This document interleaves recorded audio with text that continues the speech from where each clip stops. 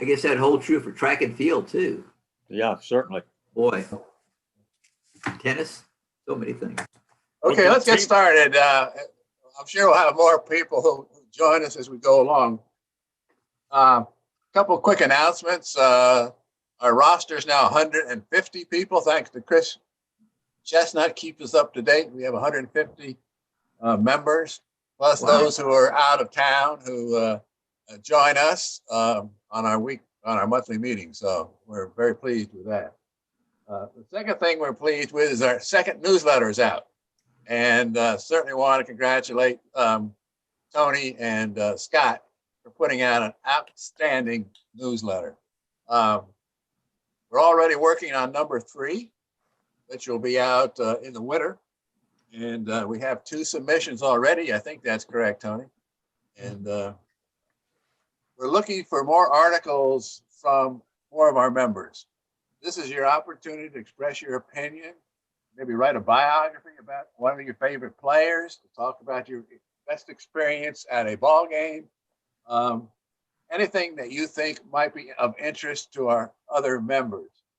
Asking you to keep the article to no longer than 1,000 words, but it can be less than 1,000 words. We're going to try to stay around 6 pages and go from there. We're also looking for some good pictures that we can put on in the newsletter because they grab attention. So please feel free to use your writing skills, something you maybe wanted to do for a long time, put it in print. I know Larry Meggins was thrilled to see his article he wrote 20 years ago in the newsletter this time. And he's very, very proud of it, both writing it and seeing it after 20 years. It was great. It was a wonderful article. That was a personal experience from his baseball career. Our meeting in December is going to be, I think, extremely interesting. We're December 15th, if you don't have the date. And Jerry, I have trouble pronouncing his last name, Americanus, Ameriness, as a report on the impact of Babe Ruth beyond baseball. I've seen it one time already. Scott's seen it one time already. It's an in-depth analysis of the influence of Babe Ruth on this country and the world. And I think you'll enjoy it immensely. And then in January, we're working with a young man who has done some work on Ken Caminiti. And he's got a documentary he's worked on, and he's also already talked to Bill Brown. I'm not sure if he's talked to Tal yet or not, but he wants to get some input on the life and times of Ken Caminiti. So, and as our good friend, Mr. Cates has just told us, our date of the meeting is the same date as Eddie Robinson's birthday, and Eddie's going to be 100 years old another month. And did you say December 15th? I think it's the 14th. Well, let me look at my calendar. It's December 14th. The 14th. Yeah, it should be the 14th because the other. Yeah, you're right. It is the 14th. I'm looking at 2021. Yeah, 14th. Thank you. Thank you for that correction. And I think we'll have it then instead of having it too close to Christmas. Incidentally, our second speaker tonight is a very close friend of Eddie Robinson, so may shed some information about that. We're going to start off with Mike Vance. Mike is our resident historian, knows lots about baseball, Astros. He's going to talk about civil rights a little bit. He's done a documentary already about Negro baseball, which hopefully all of you have seen. If you have not, let me know and I can get you a copy of it. But I'll add that Mike just did a evening program for Rice on the history of Houston from the 20s to the 70s, which is quite good. So he's a resident historian for the city of Houston, as well as our group. Exactly. Hey, Bob. When do you want to do the poll after Mike or before? Excuse me, I forgot, Joe. That's your thing. Let's do it now. Let's do that poll now. All right. I'm sorry, Mike. It won't take long. No problem.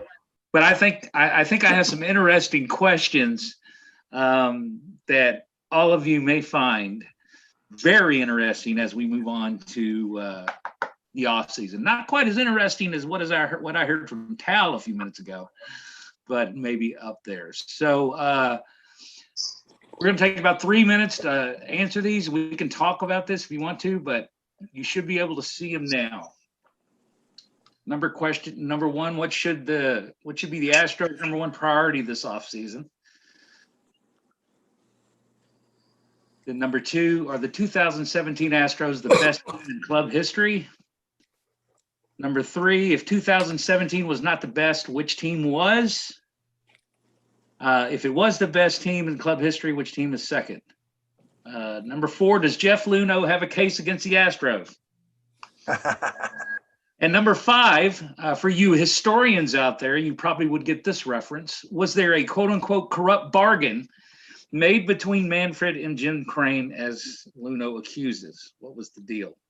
Those of you not historians, corrupt bargain is what Andrew Jackson accused, oh my God, Martin Van Buren of making a side deal with Henry Clay to become president. John Quincy Adams. John Quincy Adams, you're right. There you go, Tony, the lawyer, correcting the historian. Yes, John Quincy Adams. Good field, no hit. It's okay. It's okay. Not Martin Van Buren. Sorry about that. I should know better. Maybe I should teach 1377 a little bit more. I haven't taught it in a couple of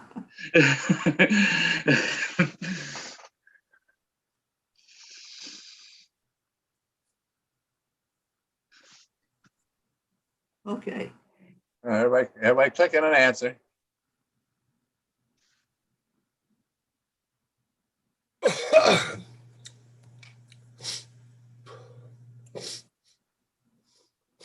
Number 5 needs a third option. Needs a third option? Needs a third option. Yes, no, and I don't know. Well, I figure, that second question would lead to some talk here.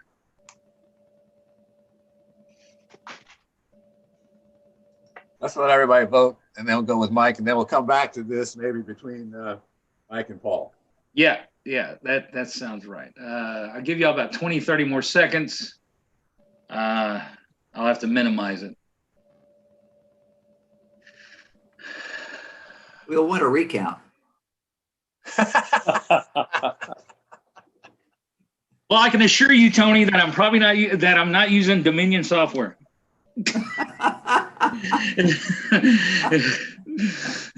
All right. I'm reassured. Wow. All right. I'll go ahead and close this. Go ahead, Mike. I'm sure did it disappear from the screen for everybody? Yeah. Yes. All right. Go ahead, Mike. All right. So let me see if I can share my screen. Or did you want to put yours up, Joe? I can do it this way. Okay, go ahead.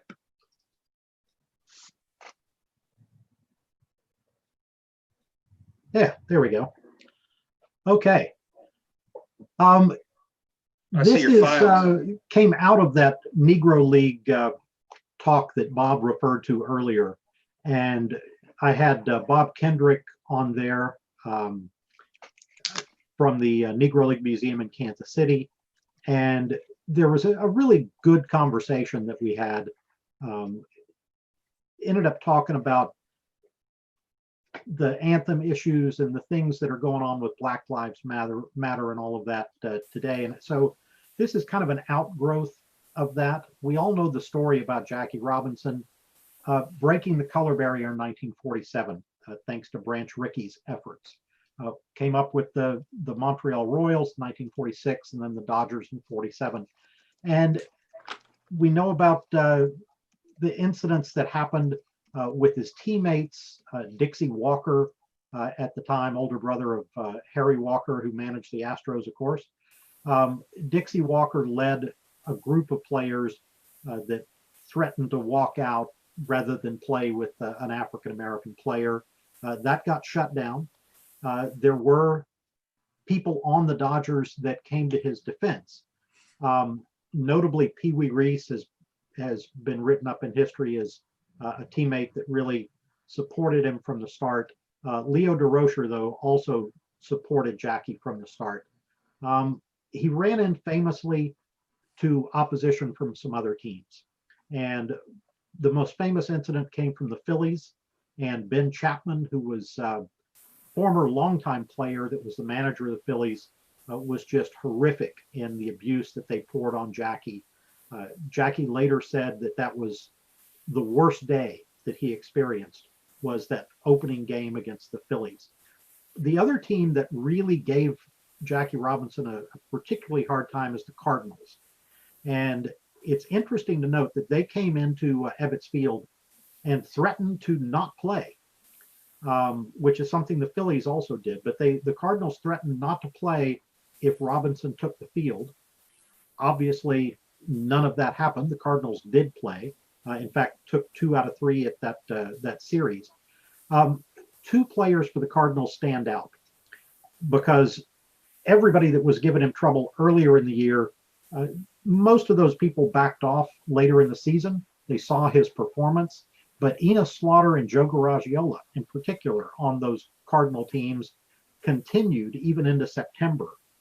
There were a couple of incidents of spiking him, stepping on his foot that happened with Robinson later in the year. So I wanted to, about 3 times during this little talk, kind of give you an idea of where race relations were in the United States at that time. In 1947, the U.S. military was still segregated. That's in spite of the fact 2.5 million Black Americans had served in the military during World War II. They were. Hey, Mike, can I interrupt for a sec? Yeah. Do you still want your list of files on the screen? No. Yeah, is that I only see File Explorer. I don't see the presentation. Oh, well, I'm getting the. You might I'm have getting the to. presentation. You might have to stop sharing and then share. Now that you open the file, you have to. I would stop sharing and. There you share. go. It's off. That's better. Usually you have to open it up first and then choose it after. There you go. Are you seeing it now? There you go. There you go. There it is, yeah. There you go. There you go, Mike. There you go. Good job. Also, There you go. also, Mike, could you speak up a little bit? I'm talking What? as loud as I can, Marcia, can you turn Okay. the, yeah, sorry. That's okay. And one other thing, I didn't catch what you said about Joe Garagiola. Was he supporting Robinson or against Robinson? Very much against Robinson. Really?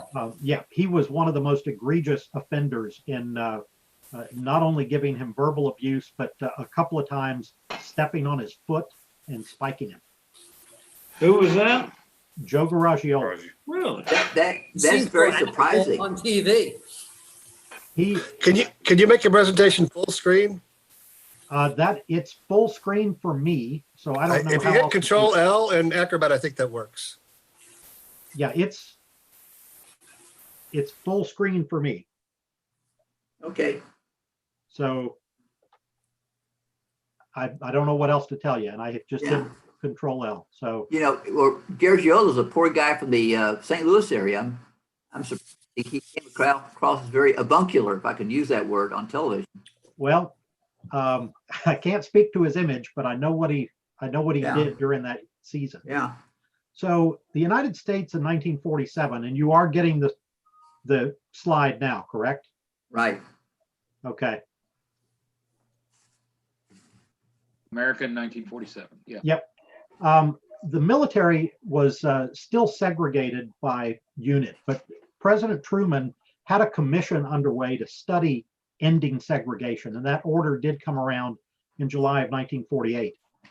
1947 poll taxes still existed in at least 10 states.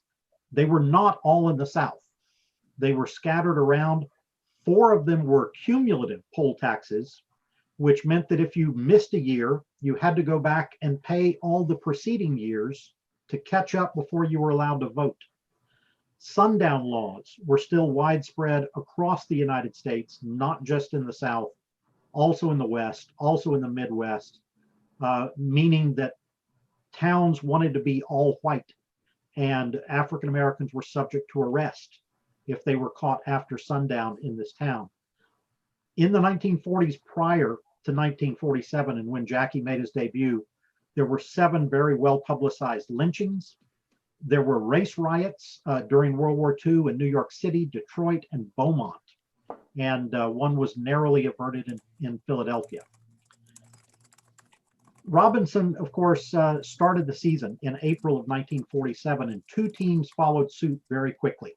The Indians and Browns both brought up black players in July of 47. And I want to mention the GMs of those 2 clubs. Hank Greenberg was the GM in Cleveland, and Bill Veeck was the GM for the Browns. It was another 2 years before anybody else brought up a black player. You can see on the list here, Larry Doby, of course, was with the Indians, but Satchel Paige came a year later, Minnie Minoso, Luke Easter. The Browns brought up Hank Thompson and Willard Brown. Willard Brown also played with the Buffs. The Giants took 2 more years, but Monty Irvin and Hank Thompson came up. The Braves, also one of the early ones, although that was 3 years after Jackie Robinson. And then the White Sox, and that's Bill Veeck again. He had switched jobs and kept his standards and brought up Minnie Minoso, who had already been in the big leagues, but became the first black White Sox player. Mike, I got a question. Yes, sir. You got Hank Thompson coming up twice. Same Hank Thompson with 2 different teams, or 2 different Hank Thompsons? Common name. Nope, they're all the same people that came up twice. Okay. So they were, in other words, first player on 2 different teams. So Minoso was Cuban, correct? Or Yeah. Yeah. and the rest of them were U.S. Americans. Yes, that is correct. Yeah. So, what was going on in the country by 1954?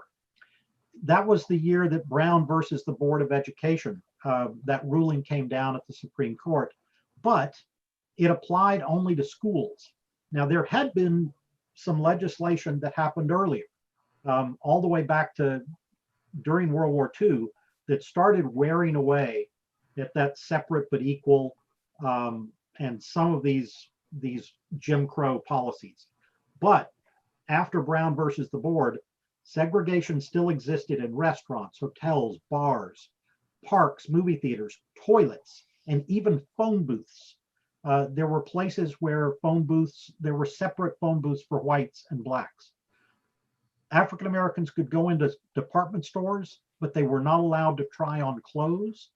And if they purchased the clothing, they could not return it. Public transportation remained segregated in many cities. Interracial marriage was against the law almost everywhere in the United States. So the big leagues, the reason I picked 1954, aside from the Brown versus the Board case, it plays into this. The very first time the Dodgers went on the road in 47, those Phillies, Herb Pennock, the old Yankees pitcher, had by that time become the GM in Philadelphia. And he had famously called up Branch Rickey and told him in no uncertain terms not to bring Jackie Robinson. And Rickey said, we're happy to win by forfeit. The Dodgers showed up. Ben Franklin Hotel, where they'd stayed for years, refused to let them stay there. And they moved over to the Warwick, where the manager met them in the lobby and said, "We are very happy to have you." Interesting story about Pennock. There's a guy that wrote a book. Pennock was from a suburb of Philadelphia called Kennett Square.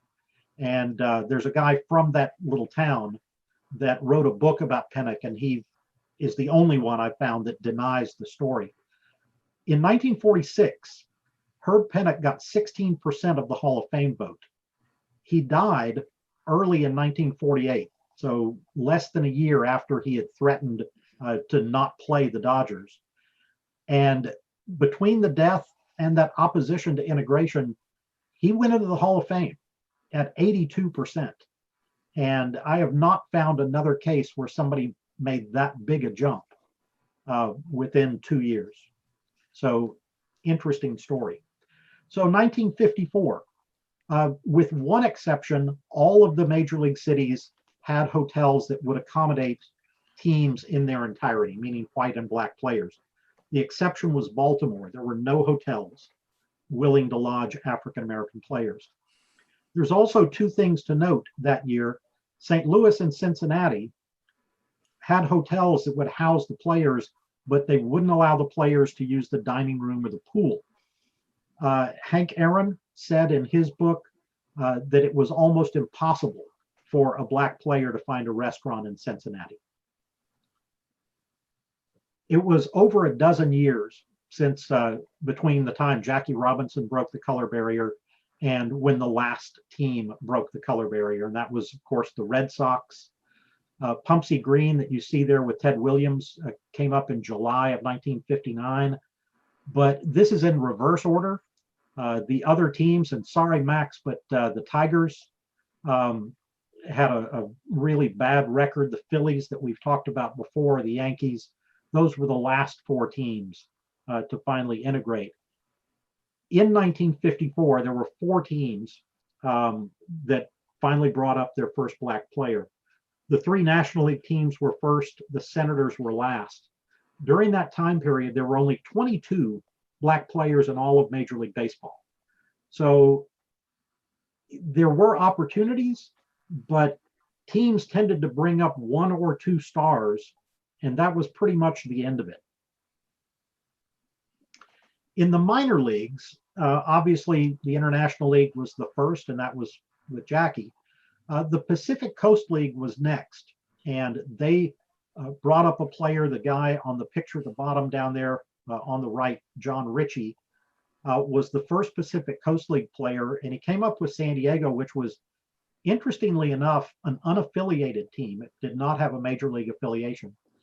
And I put these other three teams, leagues on there because they're interesting stories. Bill White was the first player to spend any time in the Carolina League with Danville, Virginia. There had been a player named Percy Miller who had 19 games in 1951, but they released him because too many fans were complaining and threatening. Hank Aaron was the first player in the South Atlantic League, and that was in the Milwaukee organization with Jacksonville. And then the other story is the Cotton States League, which is a lower minor league that was in Louisiana, Mississippi, and Arkansas. And Hot Springs was in dead last place and had been for a while. And they signed Jim Turgerson and his brother, but Jim was the main guy they wanted.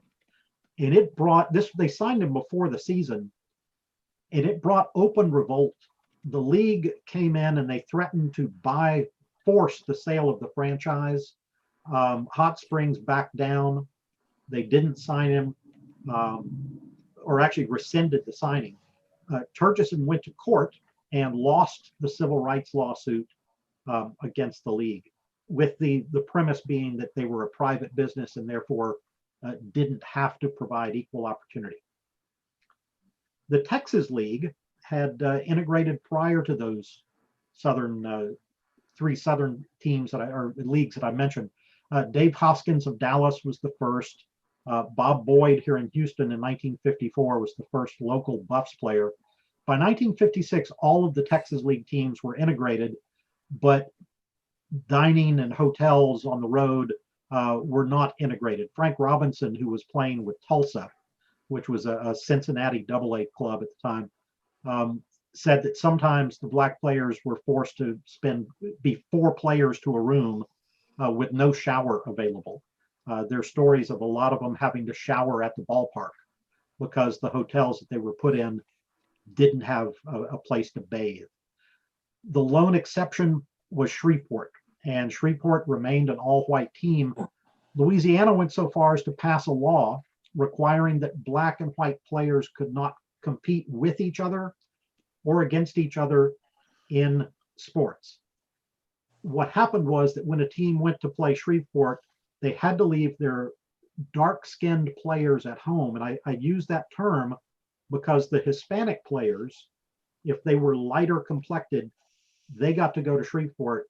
The other ones did not. The Texas League complained, but only about the competitive balance, that teams couldn't take all their players. Never once did the Texas League step up and address the human rights side of things. It brought about eventually a boycott by African-American fans against the entire league. Ultimately, Shreveport lost so much money over this boycott that they put the team up for sale, and the Texas League finally dropped them from the league, kicked them out of the league in 1958. Shreveport moved to the Southern Association, and that's the last minor league that we'll talk about. The guy you're seeing here is Nat Peoples, and he was signed by the Atlanta Crackers in 1954. He played 4 games, all of them on the road in Mobile, and the outcry was so great that the Milwaukee organization reassigned him and sent him to a team up north. The New Orleans Pelicans were sent black players. They were the next team that came into play. They were in the Pittsburgh system, and the Pirates sent them players in 1955, and the Pelicans refused to accept them. There was a boycott in New Orleans, and the attendance from black fans dropped from 40,000 to 3,400. By the late 1950s, a year or two after this, the entire league was being boycotted, just like the Texas League had. Ultimately, the Southern Association disbanded after the 1961 season, having never integrated, other than the 4 games that Nat Peoples played back in 1954. Several of those ball clubs went on a hiatus. Atlanta, for example, didn't have a team for a while. The Southern League started in 1964.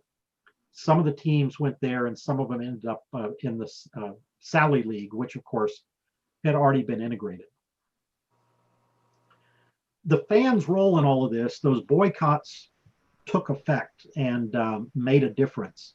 And this is Jackie Robinson's quote: "Black people supported me with total loyalty. They supported me morally. They came to sit in a hostile audience in unprecedented numbers to make the turnstiles hum as they never had before at ballparks all over the nation. Money is America's God, and business people can dig black power if it coincides with green power." So these fans were important to the success of Mr. Ricky's noble experiment. A couple of stories. What year was that, Mike? I'm sorry? What year was that? Was Jackie Robinson's quote? Yeah. He wrote the quote in his autobiography, which came out in '72, right before he died. Him using the term "they can dig it" is kind of a tip-off that it was that time period. I thought it was more interesting that he used the term black power. Yes. But I thought it was back in the 50s, so it was No, already... he wrote that in '72, but he was talking about, earlier. So Mudcat Grant was pitching for the Indians in 1960 and was in the bullpen in Kansas City. The anthem came on, and he kind of improv'd a song parody to the national anthem. "This land is not free. I can't even go to Mississippi." And the bullpen coach with the Indians was Ted Wilkes, who was a Texas native and former Houston Buff. And he dropped the N-bomb on Mudcat Grant. Mudcat Grant walked out of the ballpark, did not throw a punch or anything. He just walked out. And the Indians suspended him for the rest of the year. He came back and pitched with the team some more, but that was the first anthem issue that I could run across. So I want to talk about a couple of guys here. Bill Bruton, by all accounts, was very religious. He was an ex-soldier. He was, interestingly, the son-in-law of Judy Johnson, the famous Negro League player. And Milwaukee signed him. He came up with Eau Claire in Wisconsin in 1950 and had great trouble finding a place to live. He was banned from most of the restaurants in town and had several people come up just out of the blue and forcefully or threateningly warn him to stay away from white women. Milwaukee brought him up in 1953, and he chose to live there during the off-season. First African-American player to make that his home, in spite of the fact Milwaukee was still heavily segregated. He stayed with the team for quite a while, and he made arrangements when they were on the road for all of the black players with the Braves to find restaurants where they could eat and to find taxis that would accept them. Great picture of him and Warren Spahn, by the way. I know Marcia's favorite. So this is a quote from Bill Bruton that people forget I was a Negro long before I was a ball player. And that is a quote from the time, from the 50s. He talked about that in the Midwest, that he was turned away from restaurants and motels until people found out he was with the Braves. And when they found out he was a big league ball player, then sure, come on in. The other guy that's part of this story is Bill White. Bill White was in the Giants organization, and they trained out in Arizona instead of Florida. And by all accounts, the climate out there for African-American players was better, but he still talked about being turned away from a theater in Phoenix, and that was the first time he had run into that.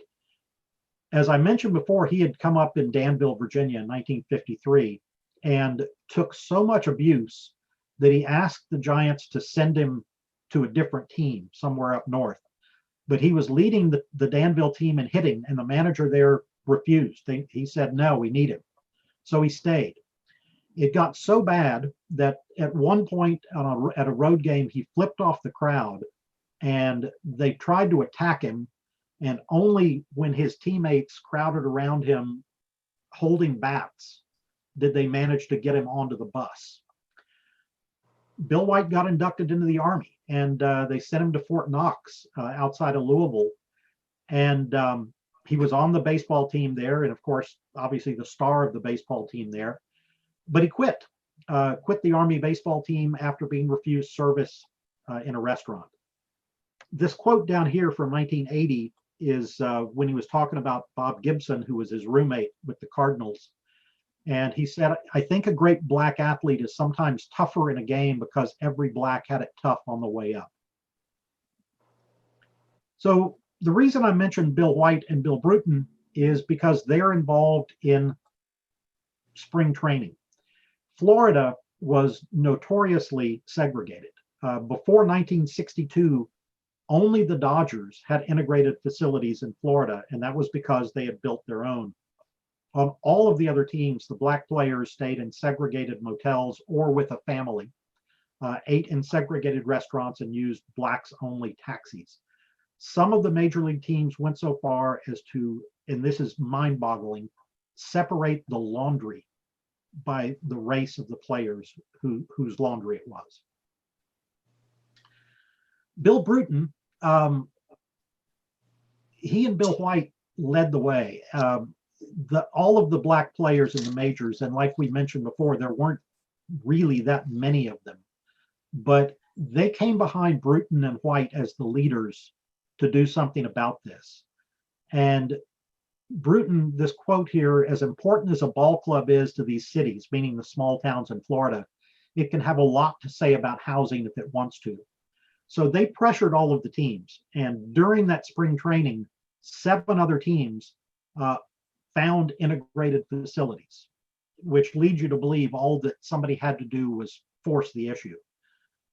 All but one other team changed midway. The solutions that they came up with were interesting. The White Sox and Yankees built their own facilities. The Cardinals threatened to leave St. Petersburg unless they could find integrated accommodations, and a local businessman there actually bought 2 existing hotels and made them available to the Cardinals. Philadelphia wasn't going to do it, but all of the Philadelphia fans back in Philly threatened to boycott the entire season, and it forced their hand. The last holdout was the Tigers, and they didn't integrate their housing until the following year.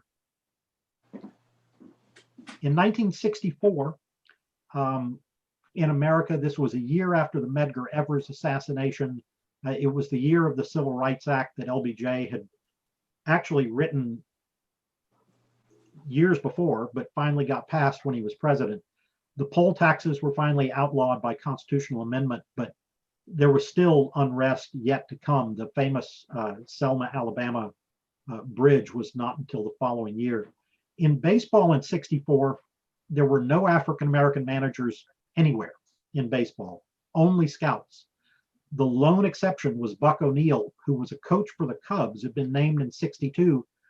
Interestingly, he was not allowed to perform on-field duties, and he was the one guy kept out of that rotating College of Coaches weirdness that the Cubs were doing. The reason I picked 64 is it brings us to an interesting story, and it's Dick Allen. He was a rookie that year. He was Rookie of the Year with the Phillies.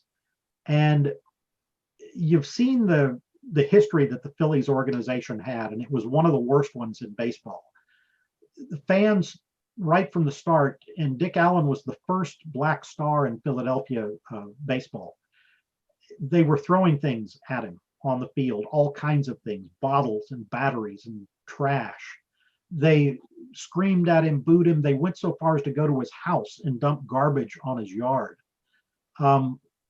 He came there having grown up being called Dick or Dickie. And for whatever reason, the Phillies called him Richie. And he repeatedly told them that he really didn't like that. He'd never been called that. His mom called him Dickie. All of his friends called him Dick. And when he complained, both the team and the press openly ridiculed him. He had to wear a batting helmet in the field because fans were throwing stuff at him. And Dick Allen, he, depending on what you want to call it, he fought back, acted out. He punched Frank Thomas, his teammate, after what he took as a racial taunt. That, you know, Allen was the star on the team, and he punched Thomas, who was a fan favorite, and they released Thomas. And the fans booed him for 3 weeks, and then he hit a grand slam to win a game, and they cheered him. And such was the nature of what happened to him in Philadelphia.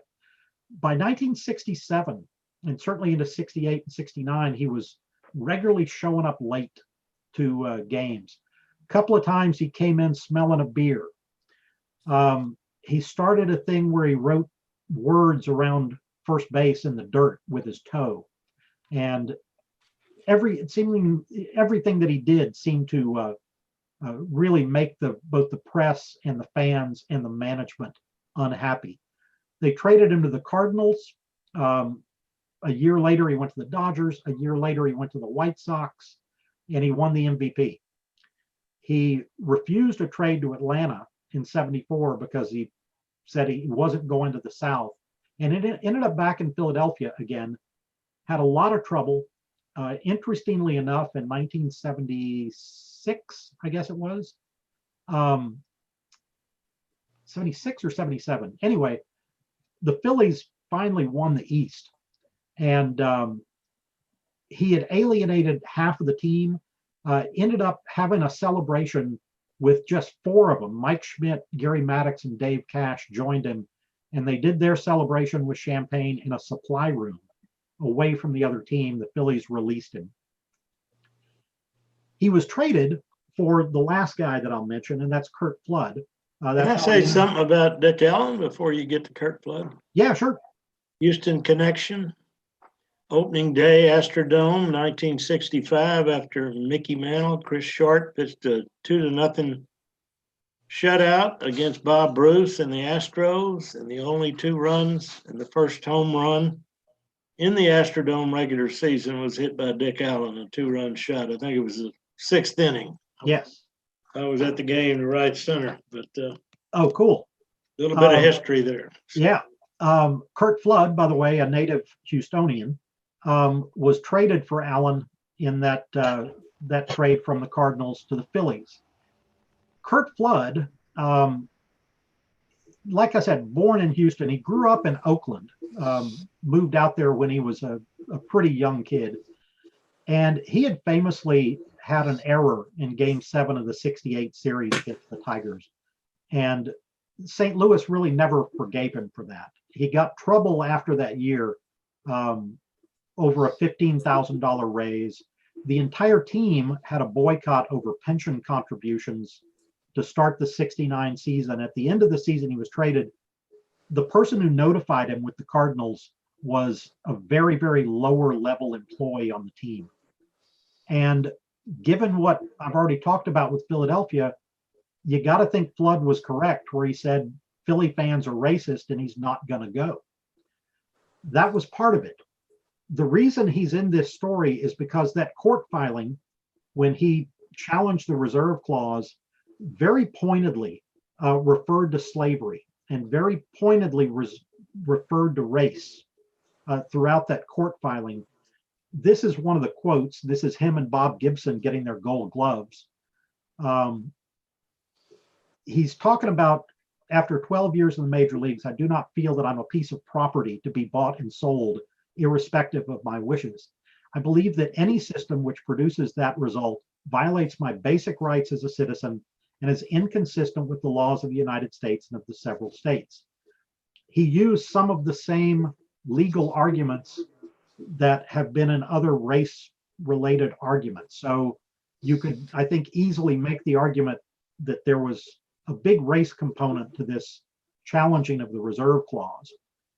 Interestingly, when he went to court, there were two former players and one former management person that showed up, Hank Greenberg and Bill Beck. And if you'll remember, those are the second and third general managers to work for Integration. And the other person was Jackie Robinson. Famously, Flood lost his case.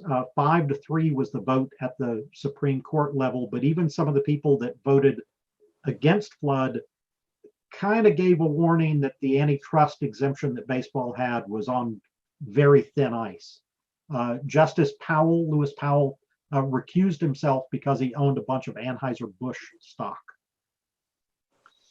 Bill White, interesting story post-baseball as we wrap this up, became the first black radio announcer in MLB history with some help from Harry Carey and Howard Cosell, and became the president of the National League, although he publicly said that he thought it was kind of a token appointment, that it followed immediately on the Al Campanis incident.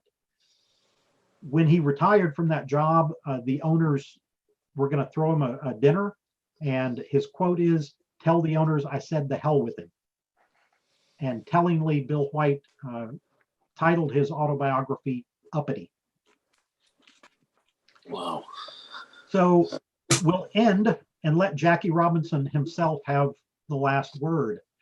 People forget that Jackie was extremely involved in politics and he had a hard time finding a home. He had known Richard Nixon since 1952.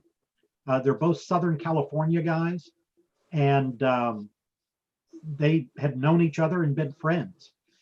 He didn't like Eisenhower because he didn't think he was behind civil rights. He latched on to Hubert Humphrey, but then JFK won the Democratic nomination in 1960, and Jackie rightfully saw that JFK had a very weak record on civil rights.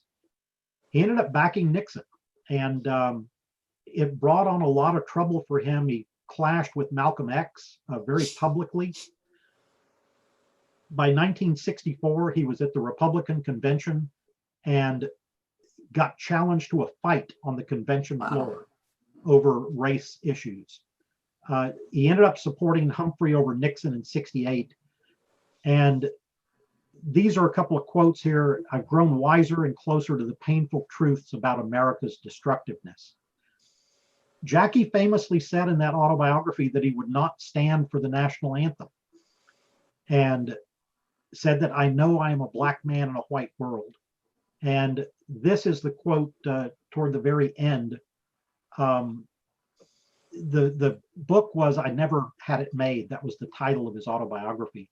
And he closed by saying, "I can't believe that I had it made while so many of my black brothers and sisters are hungry, inadequately housed, insufficiently clothed, denied their dignity, live in slums, or barely exist on welfare."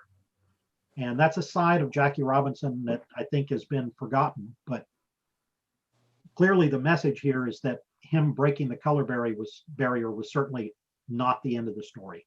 Mhm. And that's what I have. Could you go back 2 slides for me real quick? To that one, Mark? Yes, thanks. Just took a screenshot. I think it's, it's interesting to look at things through the lens of today, but Jackie Robinson is always praised for keeping his cool in the face of what is essentially trauma. I mean, can anybody imagine going through that trauma day after day? And you look at Dick Allen, and he had his own response to trauma. And I think, if anything, today we've expanded how we think about the impact of those experiences on each individual, and it's shocking every time to think about it. Yeah, Jackie famously was told not to confront anybody. And that game that I mentioned with Ben Chapman in Philadelphia, it was Eddie Stanky, who was an Alabama guy and had already told Jackie Robinson he didn't want him on the team. But Stanky was the one that stepped up to the Phillies and threatened to fight anyone who wanted to come out there. So yeah, Jackie, he, very admirably restrained himself throughout that year. But you're right, by the time it came down to Dick Allen, 17 years after that, Dick Allen clearly didn't want to go that route. I think I remember talking about Joe Garagiola. I think after a while, Robinson became a very fighting type of ball player like everybody else. I think he spiked Garagiola in mid-season, and Garagiola lost half the season. He had a good year going, and Robinson at first base because of all these past problems he had. Well, that was very interesting. And I think in the 51 drive to the pennant, Robinson really got upset with the Phillies, got upset with the umpires, I think, at some point, wanted to beat down the door where the umpires were located. So he became really a terrific ball player, but he became a very fervent Dodger. So, that was kind of a remarkable transformation. And there's also Sam Jethro. Remember him with the Braves? Yes, the first great Braves. ball player, but I think he came Sam the Jet. Play. Yeah, and I don't want to say too much here, but Willard Brown, who played for Houston, was a great star here, and I think he died in Houston a few years ago. He did. But he was with the Browns, and the story was that he took a bat from one of the regular Browns players, hit a home run with it. When he got back to the dugout, that player took the bat and broke it in half. Now, it turns out that player was a kind of a hothead anyway, but that was just illustrative of some of the pressures these black ball players are facing all the time. Sometimes the stories we hear are hard to understand years later, because I'll give you two examples, Bobby Bragan and Enos Slaughter. I had a chance to talk with Enos Slaughter once when they brought him in for an autograph show. And of course, one of the questions I asked him was of the famous spiking of Jackie Robinson. And this was years later, and this was probably in the early 90s. And Enos said specifically, I spiked him, but it was only because Robinson did not know how to play first base. You remember in 47, when he came up to the majors, they made him a first baseman because Spanky was still there and Gil Hodges had not developed yet. So they made Robinson a first baseman in spring training. And he in fact didn't know the footwork around first base. Now, the argument is by Stanky is that he had his foot was sticking way over the bag and he couldn't help but hit him. Now, whether or not that's true or not, you can make those judgments based on the other things that were done with Slaughter. But that was Slaughter's story to the end. On the other hand, another guy that I knew pretty well when I was working with the Rangers was Bobby Bragan. Bobby Bragan was another one of those guys that went into Ricky and said, we don't want to play with him. You know, Bobby was South. He was Alabama. He was real South. But when he got older, the funny thing about that is he and Jackie got very close. As a matter of fact, Bobby was famous for his old timers games that he put together at Arlington Stadium. And I mean, he had more stars. I mean, he had DiMaggio's and he had Jackie Robinson and he had Willie Mays. He had them all coming to his old timers games. Wow. And that's because he had set up that relationship with all of those players, including the black players, including Jackie Robinson. And of course, in Bobby's own book, he admits that it was basically a question of growing up in the South, and that's the way it was. And it took him a long time to understand that he and a lot of others were wrong. You know, it's interesting. Dixie Walker, who was the ringleader in that Dodgers clubhouse, after a few years, when it became evident that he was on the wrong side of morality in this, he went on for years telling people, "Oh, that didn't happen. That never happened." And it's interesting. You can really look at a lot of the guys, and I'm not making a judgment on Slaughter one way or another, but a lot of his abuse of Robinson is pretty well documented, aside from the stepping on him.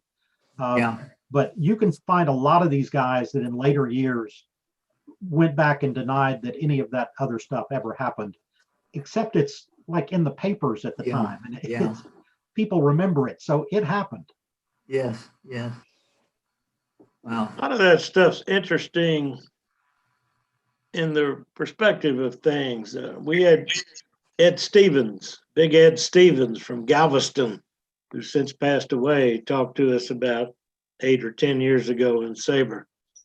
He was the Dodgers' #1 pick, and he didn't like Jackie Robinson because they did move him to first base, and it was his year to come up. So he wound up, I think, with Pittsburgh. But he talked about that DeRocher was such a racist that they suspended him that year to keep him off the team, but they suspended him for gambling. They said. But well, DeRocher was good with Mays. Jackie Robinson was a middle infielder, but they didn't want him getting torn up at second base, so they moved him to first. They keep people flying into him and spiking him and all that stuff, and figured he had enough going on as. They still had Stanky. That wasn't really the reason they moved him to first. They still had Eddie Stanky, and he was very popular, and he was their second baseman. And then, so they traded Stanky to the Giants in the offseason, and then Robinson had a chance to go back to second. He was still getting spiked. You know, I will mention that DeRocher had already been warned about gamblers many, many times prior to that suspension. DeRocher wound up managing the Astros. But you mentioned Dixie Walker. Harry Walker was just as bad as Dixie, I think, because I know Jimmy Wynn and a lot of that, they did not like Harry Walker at all. They didn't get along. They were playing in the majors, so they had to put up with him. But he was not a nice guy to play for if you were a black player. Hey Mike, how did Hank Aaron survive a season in the Sally League in the early 50s? I can't believe what kind of pressures he must have been under. A lot of the stories. Have you read his book? No. It's called "I Had a Hammer." There's some really interesting stories in there. It's the same kind of abuse that you would imagine, the same stuff that Robinson put up with, only in some cases maybe even worse, because the cities themselves were so rigidly segregated. Yeah. You know, and he talked about, well, even with Milwaukee, he talked about the role that Bill Bruton had in finding them restaurants. And again, like I mentioned, he said Cincinnati in particular, they would go there and there was just no restaurant that would serve them. And Bruton knew where they were and would find a taxi that would drive them and get to a restaurant where the black players could eat. Speaking of racial prejudice, so forth, it's amazing to me that Hank Greenberg, a Jewish ball player, sent by Detroit to play in Beaumont in the 30s. I wonder what kind of reception he had there. He was well received. We had a big Jewish community in Beaumont. Oh, really? I just watched speaking of that, I just watched a masterpiece thing on Walter Winchell, whose real name was Walter Wessenbachum or something like that. He was a Polish Jew before he gained all his power as a gossip columnist in the 20s and 30s, and his daddy turned his name to Winchell. But watching that, the the Jewish people, they were banned from clubs, banned from swimming pools. Prejudice against Jews in the 20s and 30s was every bit as bad as the prejudice, against the blacks in a lot of the ways. And World War II helped a lot about concerning that, but I know Greenberg put up with a lot because he was kind of the Jackie Robinson for the Jews, but he had enough talent to overcome it. And I couldn't help but notice that when Mike mentioned the first two teams, one of them was Cleveland, and Hank Greenberg was the GM, general manager. So I immediately thought, well, he had a little bit of identification as to what the black ball players were going through because he'd gone through the same thing himself. Well, In a different manner, in a different extremes, but he still had a lot of trouble, a lot of prejudice against him too. Oh boy. I think that Greenberg and Bill Beck both deserve a lot of credit. Branch Rickey was obviously the first, but Greenberg and Beck followed within just a couple of months. And Yes. I believe in the 40s, Bill Veeck tried to buy the Philadelphia Phillies, and he was going to field an all-black team. And he was blackballed by the major league owners. No pun intended, huh? That's right. All Thank black you. midgets. That's what he was going to put out there. Well, I moved to Fort Walton Beach, Florida in 1961. And when I moved there, we had a team called the Fort Walton Beach Jets. And they were a minor league team for the Twins at the time. And they were the stadium, Jet Stadium, was stationed just on the other side of what we call Blacktown, because that's where they all lived. They weren't allowed to live anywhere else. And I remember going to that ballpark and seeing it said white restrooms and colored restrooms. Yeah. They had those separated. And even out at the beach, they had their own beach. They couldn't go to any of the other beaches. And it was really interesting. They didn't integrate the high schools until my sophomore year, which I think was 64, 65. And they shut down the black high school and integrated the schools. And we spent about the first 2 weeks staring at each other across the hallway. Then it was all cool because we found out they were good athletes, We fielded a pretty good football team. So, and that was 10 years after the Brown case. yeah. Well, I think what helped, though, was we had two big Air Force bases there. Yeah. And, of course, a lot of black guys were in the Air Force. And so their kids came to the regular high school. They didn't go to the black high school. Oh boy. So it was all okay. Yeah, after hearing about Joe Garagiola, I was wondering if Yogi Berra ever expressed an opinion about Jackie Robinson. nothing I ever ran across. He was out. He was out. That's what Barra said. Yeah. Yeah, we know that. Yeah. But he was fair. He said Monty was safe in 1951. Monty told that story. Remember, he'd said that whenever he'd see Yogi, this was in 1951, Monty stole home in the World Series. And in 1955, 56, whatever it was, Jackie stole home in the World Series. But all the video and the pictures seemed to show that he was out. And that's what Yogi would always say when he saw Monty. He'd say, "You were safe, but Jackie was out."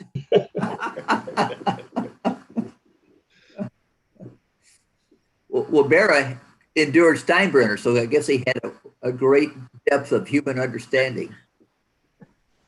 By the way, when we mentioned Houston, you know, the hotels were only integrated just a few days or a couple of weeks before the Colt 45 played their first game. Oh, goodness. Right. The big hotel owners got together and they said, "Hey, we can't be telling Willie Mays or some of these other guys that they can't stay in our hotels." And so city government had already started integrating, but the hotels had not yet.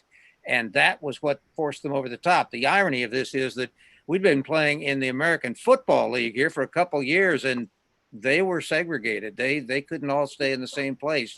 With their team. Had a lot to do with that, didn't he, Greg? Well, yes, but it was also, I'm not sure which of the hotel owners it was that kind of spurred it on. But it was one of the big the big mucky mucks in Houston that did it. Probably whoever owned the Shamrock at the time. Probably. I'm not sure who it was, but it was, I think it's in one of the books I read, or that I wrote, but I can't remember what I wrote. Hoffines, it's in there. Hoffines is the guy that Don't feel integrated. bad, Greg. I can't either. Yeah. Hoffines is the guy that integrated the city in 1955 when he was mayor. Mm-hmm. And part of that was his moral view. Part of that was because there were a couple of lawsuits pending as well. But in 55, Hoffines opened up almost all of the city facilities.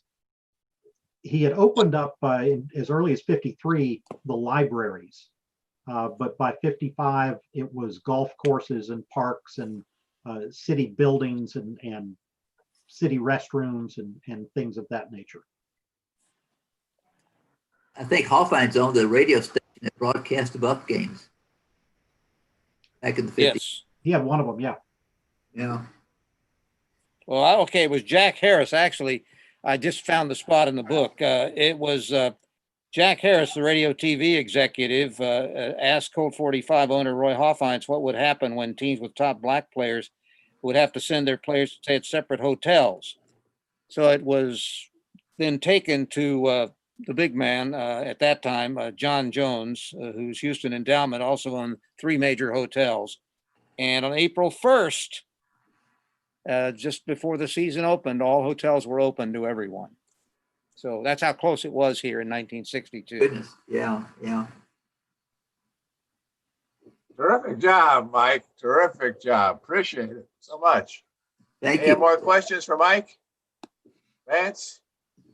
Deacon, you're awful quiet there, my friend. You don't know how to get it off mute? Nope, he's muted. He's listening, so he's muted. He says you did a good job, Mike. Thank you, Deacon. Okay. Joe, we're ready to turn it over to you now for a second to have the survey, results of the survey before we go to Paul. Results of the survey. Okay. What should be the Astros' #1 priority this offseason? Anybody want to guess what the #1 answer was? I'll give you the answers. Re-sign Michael Brantley. Find a top shelf center fielder. Find a top shelf center fielder to replace Springer, because all indicators are pointing that he's leaving. Find a top shelf closer and get another quality starter, not named Trevor Bauer. Just kidding. Or something else. He's awfully the good. top answer was the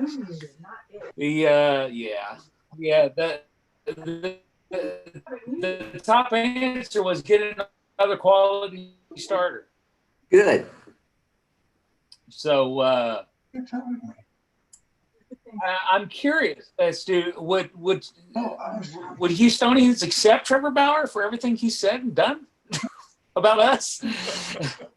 Oh, I think so. Yes, if he would agree to come here and pitch, yes. And we have a terrific pitching coach. Okay. We welcomed Carlos Beltran back. Yeah, we sure did.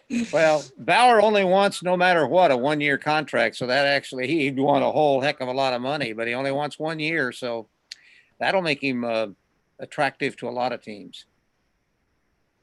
So if not Trevor Bauer, then who? There's always somebody. 43% says we should get a quality starter. Easier said than done. I went with Brantley because that's probably easier to do than said. The easier said than done to get a quality starter. I mean, sure, every team wants a quality starter. Yeah. Everyone wants a knock 'em down relief pitcher too, but not easy. Yeah. Can you say what the percentages are for all the answers? Re-sign Brantley was 30%. Replace Springer, 13%. Top shelf closer, 13%. Quality starter, 43%. What was re-signed Brantley? 30%. Let's move along. Are the 2017 Astros the best team in club history? 78% to 22%. Those of you who said no, I guess you could answer number 3. If 2017 was not the best, which team was? And the 1998 club won with 30%. 98. I didn't even get to vote. Okay. All right. Does Jeff Luno have a case against the Astros? What do y'all think? That was pretty close. I think so.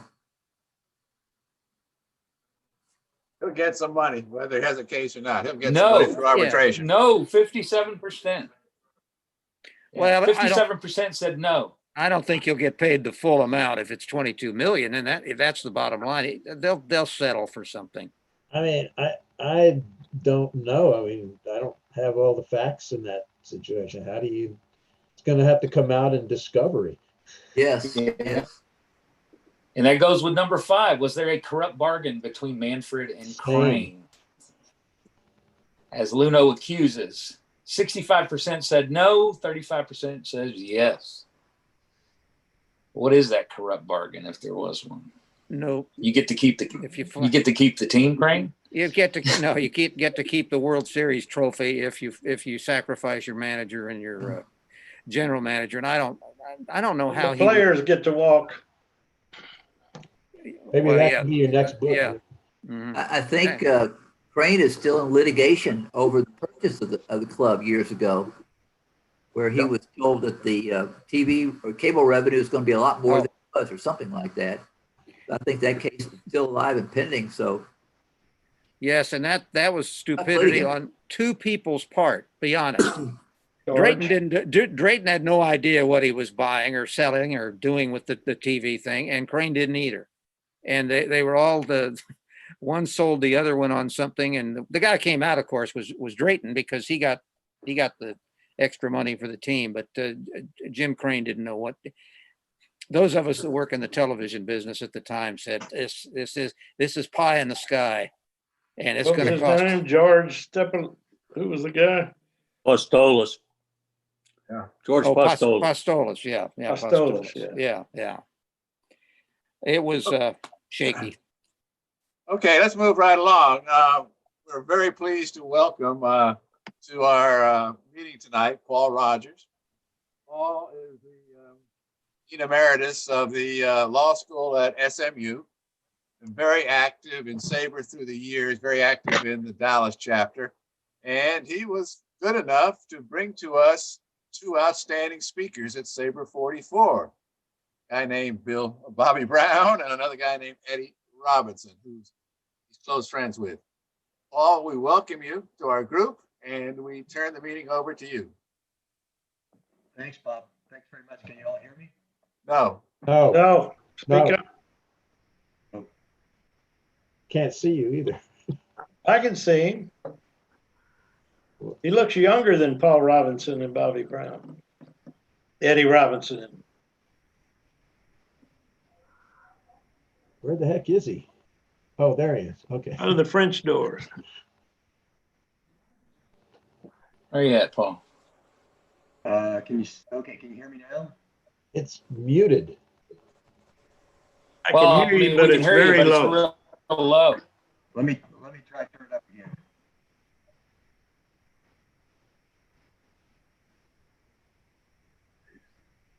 We could say Is that any better?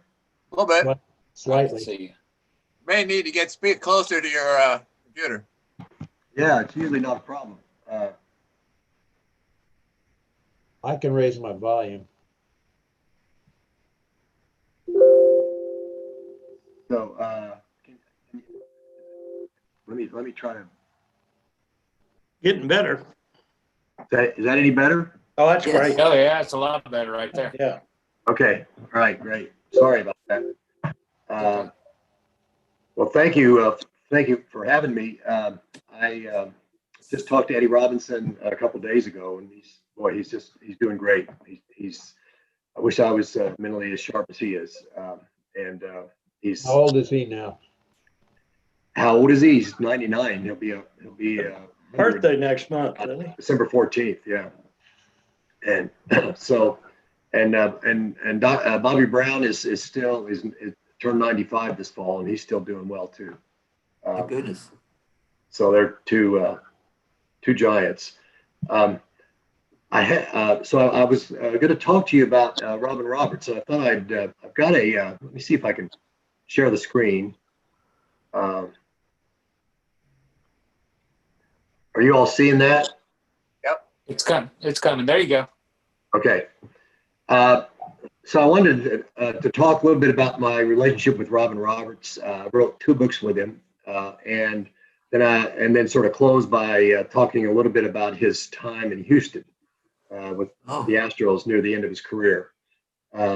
So I was extremely fortunate in the 90s when I got to meet my boyhood hero. My boyhood hero was Robin Roberts, and I think most of you know about him, but just to recap quickly, he was a 20-game winner 6 years in a row and was 28-7 in 52. He actually threw 28 straight complete games between 1952 and 1953. He had almost a complete year of complete games. He threw over 300 innings 7 times, peaking with 346 innings in 1953.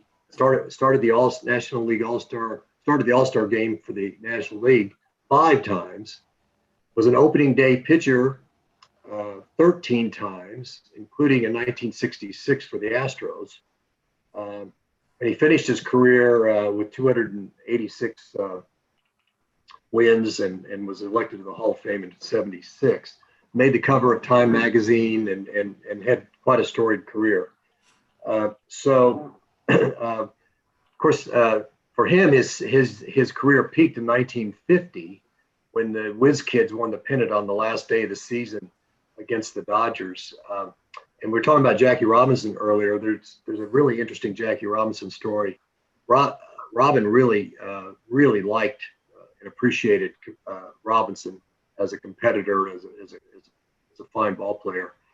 And he told me that, and of course this is in the book, that the Phillies won the pennant in Ebbets Field on the last day of the season in 50. And they won it in 10 innings. And Roberts pitched 10 innings, and Sisler hit a 3-run homer to win the game. It was tied 1-1 until Sisler's homer. After the game, Jackie Robinson came into the Phillies clubhouse and went to every player individually and congratulated them on winning the pennant.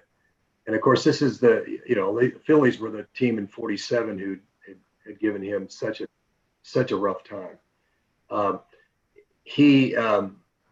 Now the Phillies, I mean, the Whiz Kids were a very different team than the Phillies in 47, but there were still some coaches there. There were still a couple of players that were still on the team that had been there in 47.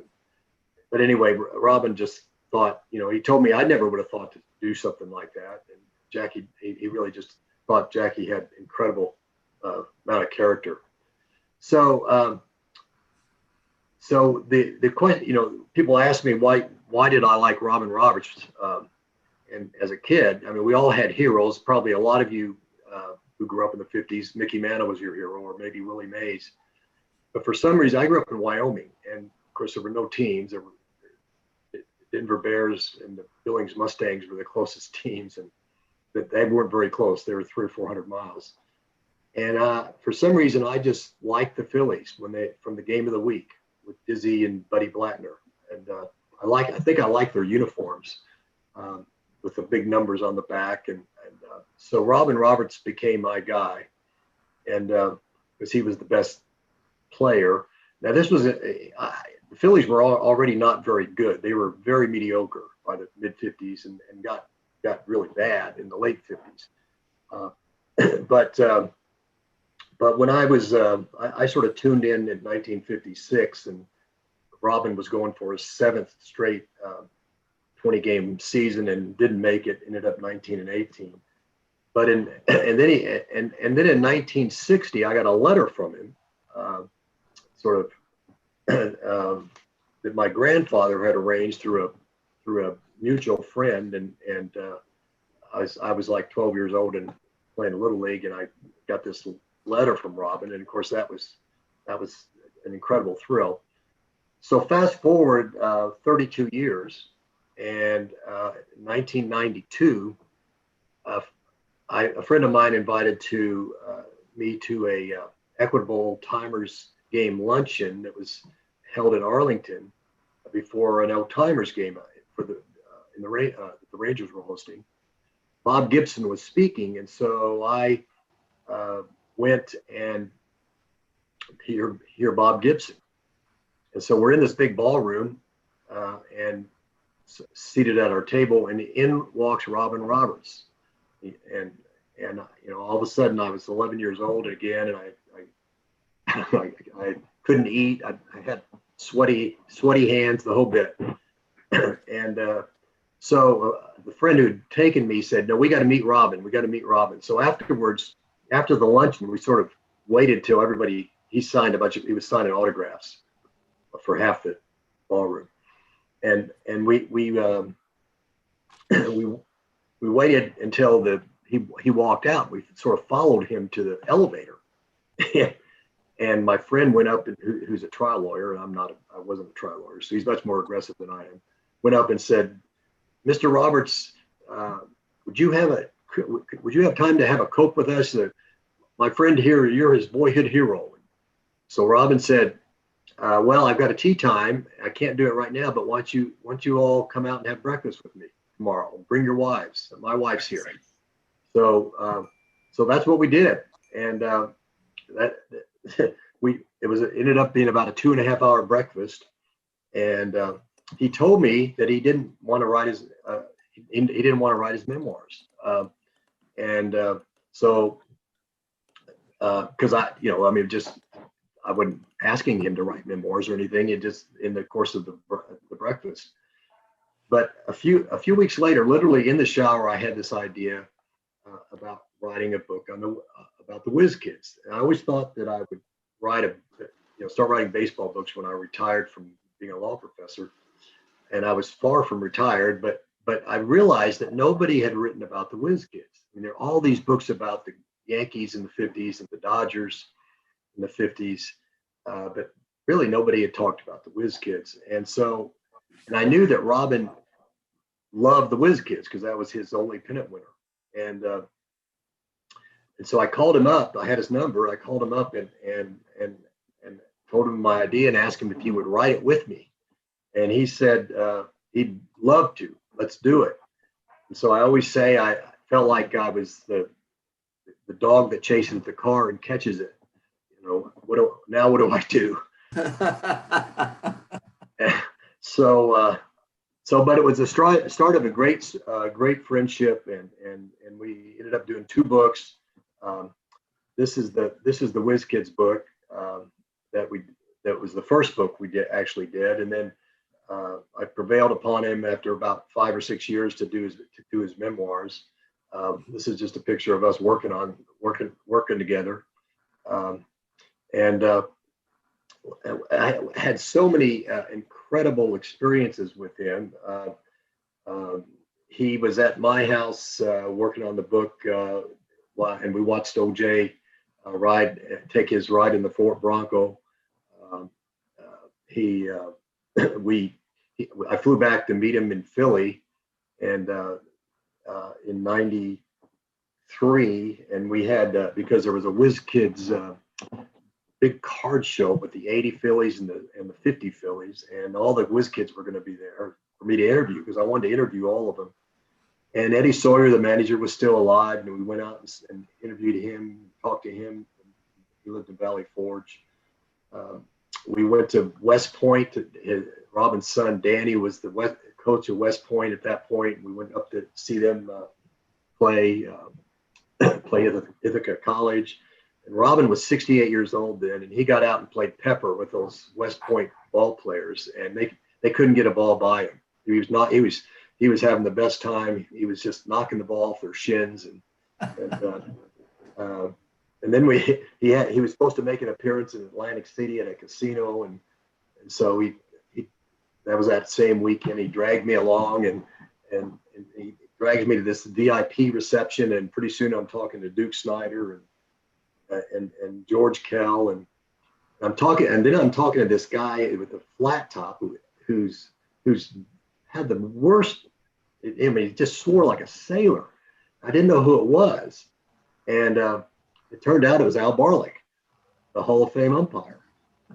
So just had some great experiences. One of the greatest thrills I had was when I would call Robin. His wife Mary would always answer the phone, and she was just a delightful woman. Got a picture of her somewhere here. This is when they were first married. She was just a terrific woman, and I just loved her.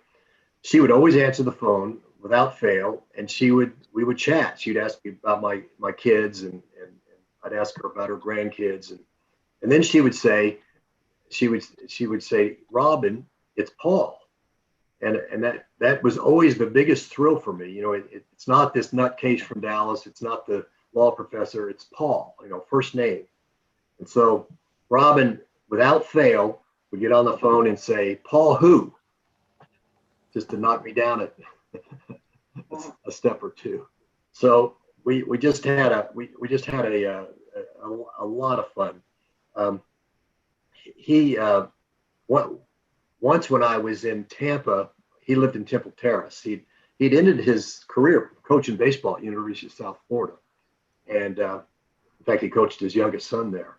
And so they ended up living in Temple Terrace, which is a suburb of Tampa, and so I was out there working on one of the books with him at one time, and they wanted to go to High Lie, and I'd never been to High Lie. So the first night. We went out to dinner, and Robin paid, and he said, okay, tomorrow night we're going to High Lie and you're paying. So I said, that's fine, that's great. So we go to the High Lie and we head for dinner, and the High Lie manager recognized Robin, and so comped us the dinner. And so I got off from having to pay, but then I didn't realize, but the reason you go to High Lie is to bet. It's like you go to horse races to bet. You go to High Lie to bet. And they have and so we were betting. I was probably down $20 or $30 trying to figure out how to bet. Each player is numbered, and you bet the numbers of the players for each round. And so the last round was a quinella, where you bet two players to win that round. And so I just bet 3 and 6 because 36 was Robin's number. And I won $200. So not only did I now have to pay for dinner, I ended up with $200. So it's just some interesting, great experiences. Robin died in 2010. Mary died in 2005, and Robin was by himself for 5 years before passing away in 2010. Of course, I went to the funeral and all.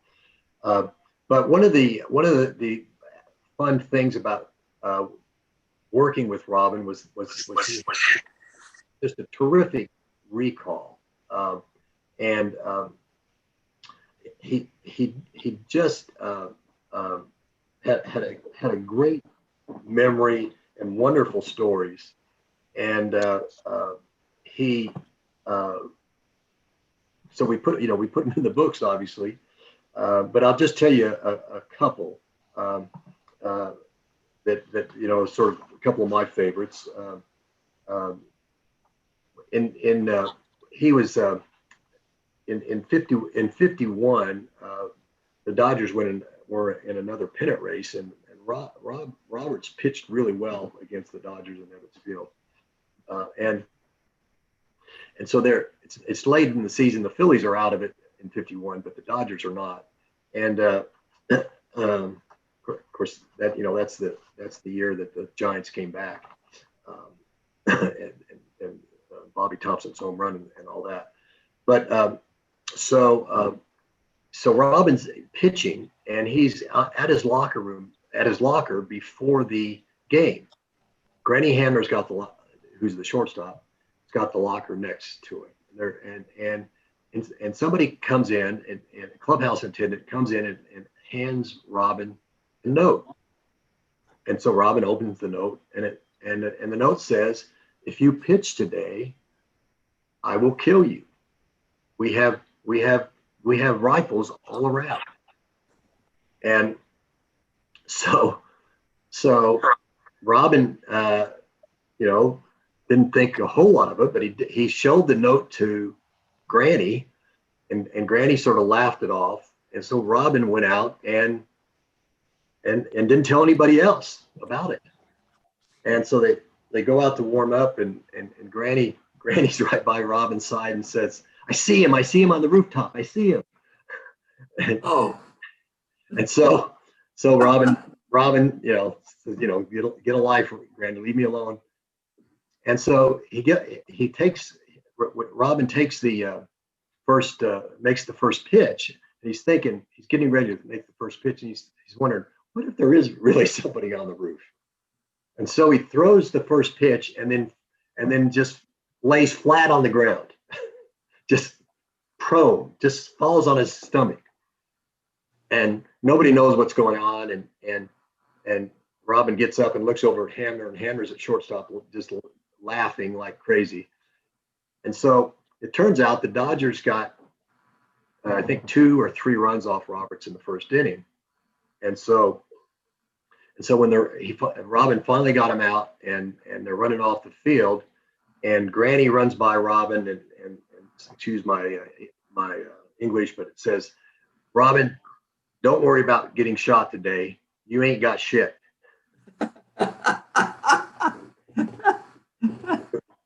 So That's funny. So another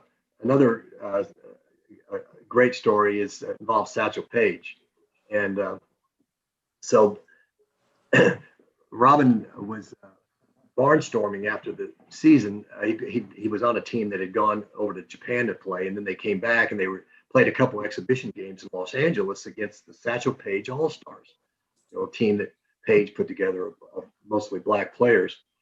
And Paige had this, and Robin was pitching against Paige in this exhibition game, and so Paige had this ephus pitch, that he'd throw sometimes, and so he threw the ephus pitch to Robin when Robin was at bat, and Robin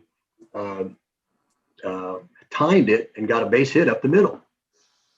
And so years later, they're at the All-Star game. I mean, not the All-Star game, at the Hall of Fame after Paige was finally elected. And Robin's talking to Satchel and says, "Hey, Satchel, you remember that hit I got off you in Los Angeles?" And Satchel says, "Roberts, I got a little black book with all the great hitters I faced. And guess what? You're not in it."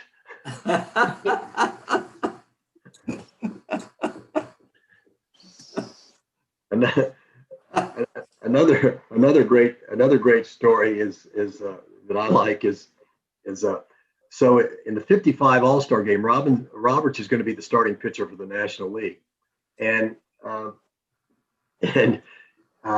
Leo DeRocher was the manager because the Giants won in 54, so he's managing the All-Star team, and he has a meeting to go over the hitters, and Roberts can't believe they're going over the hitters in an All-Star game. It's not something the Phillies did, and he just is.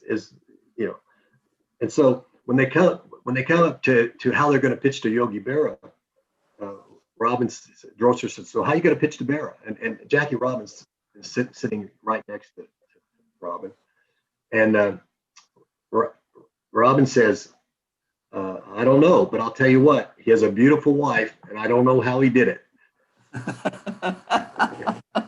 And Robin said that Jackie Robinson literally fell off his stool laughing. Robin was from Springfield, Illinois, and so was Jocko Conlon, the famous umpire, and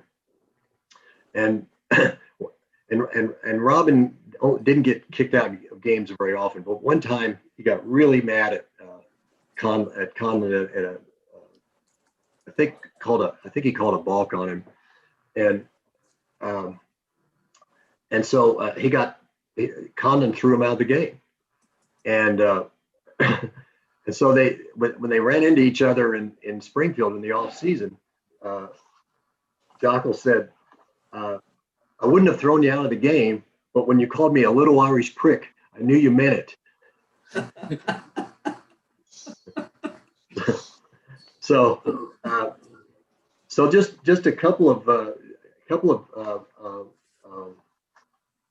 I could go on and on, but let me just close by telling you a little bit about his time with the Astros.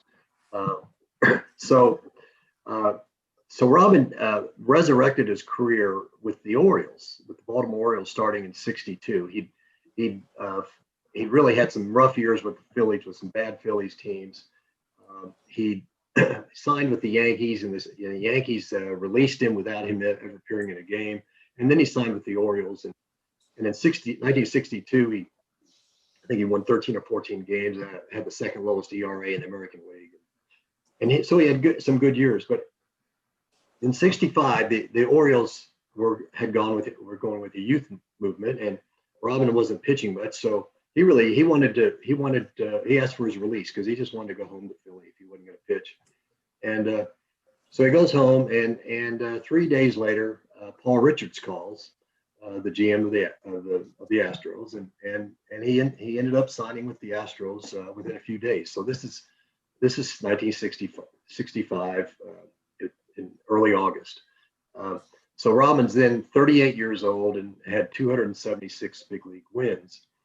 So I was pretty excited about this when I was a kid, because we had moved from Wyoming to Odessa in 1962 when I was in 9th grade. And so, and I was a big Colt 45s and Astros fan because we got the games on the radio. We got Gene Elston and Low Pass, and I love those guys, and especially when Low Pass would say, "Now you're chucking in there, Larry." So I was very excited that Robin was going to pitch for the Astros. I still remember listening to Ken Johnson pitch a no-hitter and lose in 1964, and I had my favorite players were guys like Norm Miller and Tom Griffin, Jimmy Wynn, Don Wilson, of course Larry Dierker. Those were my guys. So it turned out Robin was a great short-term pickup for the Stros. He started his Astros pitching career by pitching consecutive 4-hit complete game shutouts against the Pirates and the Phillies, and he then beat the Cubs 9-2 in a complete game win. In early September, he pitched against Sandy Koufax, before about 50,000 people in the Astrodome, and he had him beat 2-1 before he gave up some runs in the ninth, and the Dodgers ended up winning. I think 3-2 or 4-2. So he ended up that year with a I think it was I've lost one of my pages of notes, but I think he was 5-2 with and his ERA was I think 1.89 or something for the Astros in about 76 innings. So he had a really good year.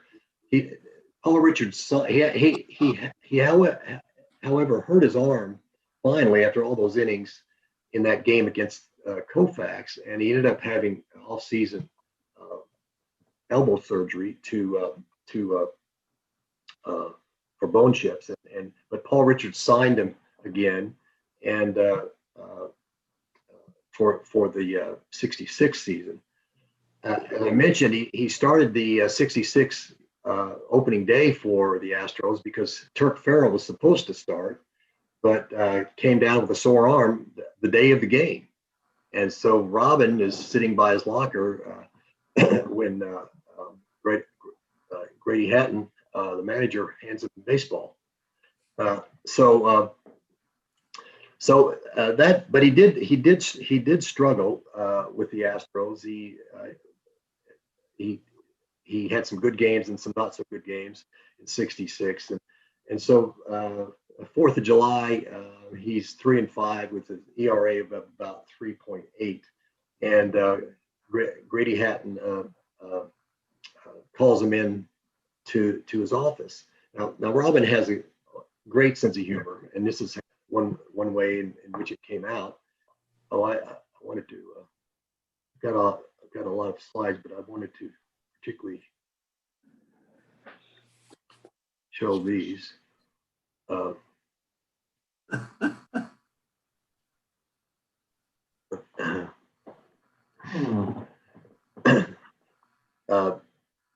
And so, I know where I was. I'm sorry. So Grady Hatton calls him in on the 4th of July and says, Robin, we're gonna release you. And Robin says, wait, you can't release a guy on the 4th of July. And so, and Hatton says, what do you mean? And Robin said, oh, just kidding. I understand. So he understood he was going to be released. One contribution that that Robin made to the Astros involved Joe Morgan. So Joe was a young second baseman those years with the Astros, as most of you know, and he was getting taken out in the late innings when the Astros were ahead for a defensive replacement because he was having trouble throwing, particularly on the pivot. And Robin told him that in fact he was short arming the ball and to follow through. And when Joe was later elected to the Hall of Fame, he mentioned that in his speech. He said, Roberts fixed my throwing, and I never had a problem. I never had another problem. Another sort of interesting story is the first time John Bateman caught Robin. Bateman was a pretty young catcher, and Robin is a 38-year-old veteran, and so they meet before the game to go over the signs. And Robin says, one's a fastball. He said one's a low fastball, and if I shake you off, it means I want to throw a high fastball or a curve. And so then one's a high fastball, two's a curve. And Bateman says, okay, what else? And Robin said, that's it. That's my act. and Bateman could not believe that Robin had two pitches, which is true. He had two pitches, and Robin pitched a complete game win that day. And Bateman said after the game, Robin, you need to talk to our pitchers. They all think that they need 4 or 5 pitches. And Robin said, well, I'm not the pitching coach. So when the Astros released him in this, and I'll close here. When the Astros released him on the 4th of July, 1966, they had rented a house in Richmond, and Robin goes home and tells Mary that he's been released, and they at that point they have 4 young boys. They have 4 young sons, and Robin is 38 years old. And Mary says, can we go home now? So Robin says, yeah, we can go home. Mary meant, can we go home to Philadelphia where our house is? And so they're loading the car. They're literally loading the car to drive back to Philadelphia. And Robin gets a phone call from the GM of the Cubs. And he wants to know if Robin will come be their pitching, their playing pitching coach, that is pitcher pitching coach for the rest of the year. Leo DeRocher was the manager of the Cubs. Freddie Fitzsimmons had been their pitching coach, but he had taken ill, and they needed somebody to come and be the pitching coach. And so Robin, he was shooting for 300 wins, and so he said yes, he'd go as long as they'd let him pitch. And so Mary didn't get to go home that time either. Interesting story on the way. So they drove all the way from Houston and stopped in East St. Louis, Missouri for the night. It was a long, long drive. They had their four boys in the car. They were in a station wagon. They were so exhausted, they just left the station wagon full. They didn't unpack it. They just went up and slept. Came back the next morning, and thieves had taken everything out of the station wagon. They lost everything except one little bag. Robin said, I don't know if the guy was a ball fan or not, because the only thing he left was Robin's spikes and ball glove in a little bag. Everything else was gone. So Robin ended up not getting along very well with Leo DeRocher and finishing his career his big league career at 66. So anyway, he was just a wonderful guy and a wonderful storyteller, and it was sort of the special dream for me to get to know him and write 2 books with him. So that's just the story I wanted to share. Thank you. Thanks, Paul. That's very interesting. Paul's also written a book with Eddie Robinson that some of us have been privileged enough to read. Is that Lucky Me? Talking to you? Yeah, Lucky Me. Yep. Lucky Me, the name of the book. Yeah. Yes. Lucky Me. Yeah. And we keep hoping that maybe someday, Paul and I've talked about this, it may or may not happen, but maybe we'll get to write a book about Bobby Brown. Yes, Bobby has resisted my efforts but I've got a big thick file. Bobby Brown needs to write a book.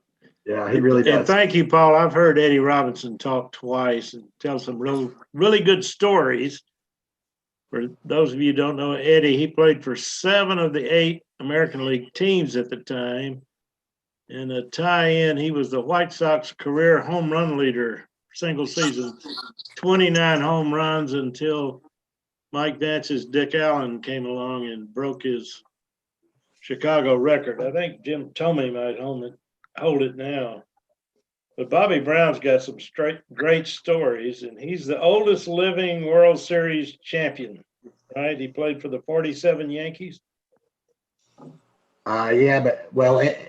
Yes, but Eddie played for the 48 Indians, remember?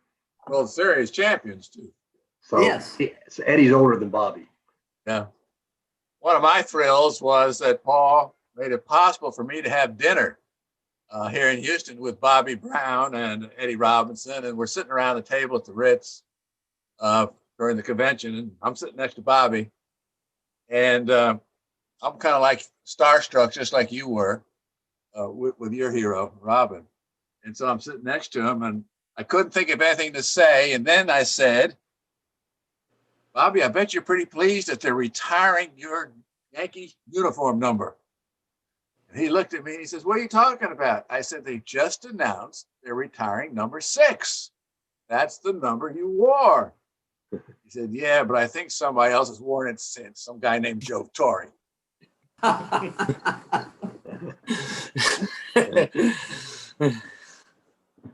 Thank you, Paul. Really appreciate it.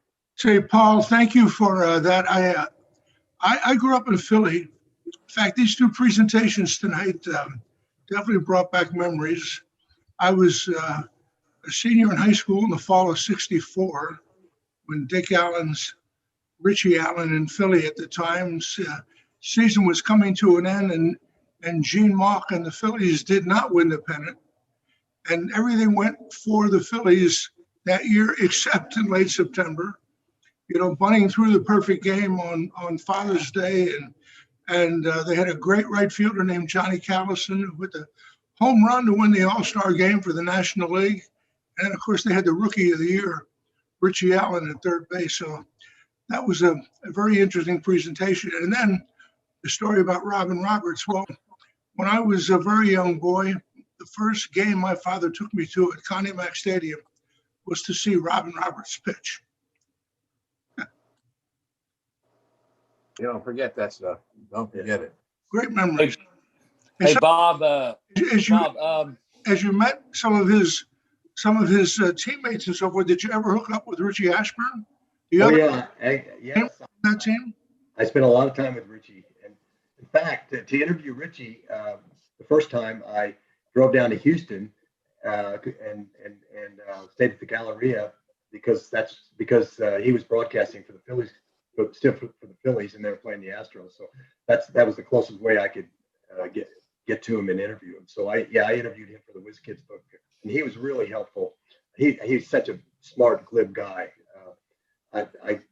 He'd let me call him up and ask him questions, and he was really he was my second favorite player growing up. So his situation was he played center field while Willie Mays and Duke Snyder and Mickey Mantle were also playing center field. So he didn't get all the publicity, but he sure was a good ball player, two-time batting champion.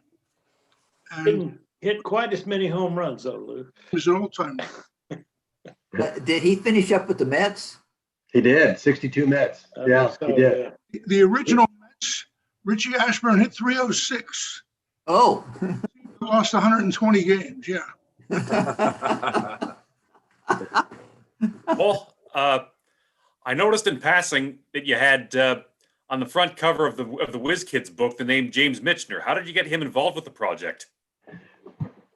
Well, Michener was a huge Robin Roberts fan. It's sort of an interesting story. He had really lobbied to get Robin in the Hall of Fame. Robin didn't get in until 76, so a full 10 years after he retired. And Michener ended up thinking he did more harm than good. And so when we were thinking about who should write the foreword, Robin thought Michener would be perfect. And so Michener lived in Austin in those days, and he was in very ill health. And so so I wrote him, and Robin wrote him, and we didn't get any kind of reply. And so we decided to ask Pat Williams to write the foreword because we didn't think Michener was going to reply. So, but lo and behold, a couple of days later, I got an envelope from Michener with the foreword. It was actually a tribute to Robin, and I actually edited Michener because it was a little bit rough. So, and what was and after the book came out, we had a book signing in Dallas. Some friends of mine put on a big book signing at Dallas Country Club, and Robin came in for it. And actually, Andy Simonek came in for it too from the catcher. And but the next day, Robin and I flew down to Austin and went to see Michener. And so I got to meet him, and he only lived about another 6 or 8 months. But we took copies of the book and had him sign our copies of the Whiz Kids book, and spent some time. And you could tell Michener just lit up that Robin had taken the time and trouble to come down to see him. So it was really a great part of the story is James Michener. He grew up an orphan in Philly, as many of you probably know. So he grew up a Phillies fan. Somebody mentioned Granny Hamner passing away in '93. If I just tell a real quick story about that. So Granny, I'd been trying to interview all these guys, and most of them are very receptive. And Richie and Robin helped me get in touch with him. Granny, I wouldn't respond to letters or or his phone seemed to be disconnected. And so, but they had this big whiz kid, this thing I flew up for in Philadelphia in '93, this big whiz kids and 80 signing memorabilia show where they were signing autographs, and Granny was appearing.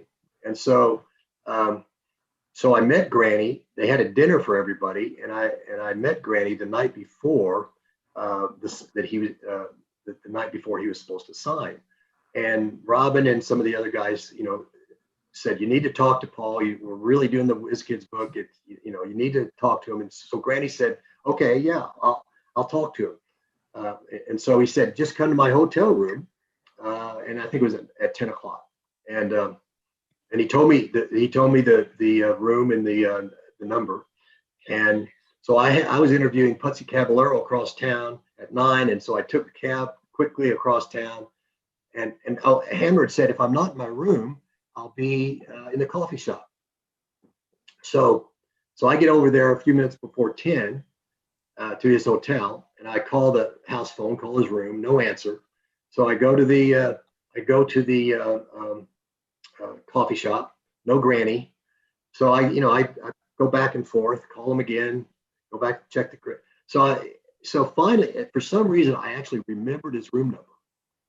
It's a miracle that I went up and I knocked on his room. This is probably 10:30 by then. And there's no answer, but I could tell that there was a television or a radio on inside the room. There was, there was some noise going on inside the room, but there was no answer to the room. So I knocked as much as could be. It was polite. And then I thought, well, he's supposed to sign like at 1:30. And I'll just go to the card show, and I'll hope to catch him there for at least a few minutes at the card show. So I go to the card show, 1:30, no Granny. He doesn't show. There's a long line of Phillies fans, waiting to get his autograph. Robin said, well, he's probably just off on a bender. He'll surface in a couple of days. So I fly home to Dallas that night, and I go to the office the next morning. It's about 8 o'clock in the morning, and Robin calls. And he said, well, I found out what happened to Granny. He died in his hotel room. Oh my God. Yeah, that's it. That's when he died. He actually died waiting for me to come interview it. What had happened was when housekeeping couldn't get in because it was deadbolted, they called security, and they went, and security got in the room and found him. And it was so strange because the night before he was telling people how he just had a checkup, and his doctor said he was healthy as a horse, but he needed to stop drinking and smoking. And he said, and he said, the hell I will. He was only 64 years old. But anyway, it was a very, very bizarre occurrence, and that was the end of the line for Granny. How did Robin Roberts spend his time between retirement and when he finally passed away? That's about many years. Yeah, he designed did a lot of card shows. He played a lot of golf. He played golf every day. He and Kurt Simmons owned a golf course, a public golf course north of Philadelphia, and that was really his main source of income in retirement. They bought into a partnership and did very, very well. And Kurt ran it, and then Robbie's son Rob Jr. Was sort of the assistant manager, and then later became the manager. He's still the manager of the course. And so Robin, he just enjoyed. He never missed the Hall of Fame. He went to the Hall of Fame every year. Never missed. He went to the All-Star game every year. Yeah. He just really enjoyed life. He really, was able to really enjoy life. Well, he became royalty when he's part of the Hall of Fame.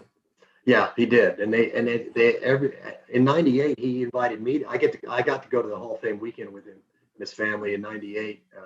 He always rented a house for his whole family, his 4 boys and their wives and their grandkids. And in fact, I got to Larry Doby was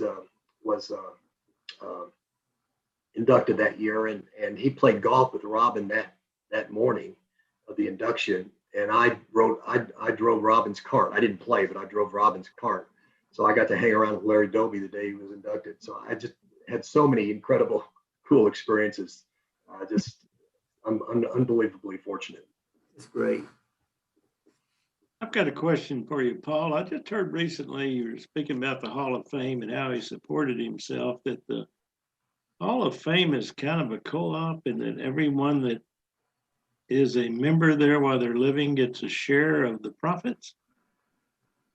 I never heard that. I've never heard that. I know they paid his expenses to get to go to the induction weekend, but I had never heard that. I hadn't heard it before either, but I know I heard it recently. Bob, did you tell me that, Mr. Dorrill? No, you told me. Oh.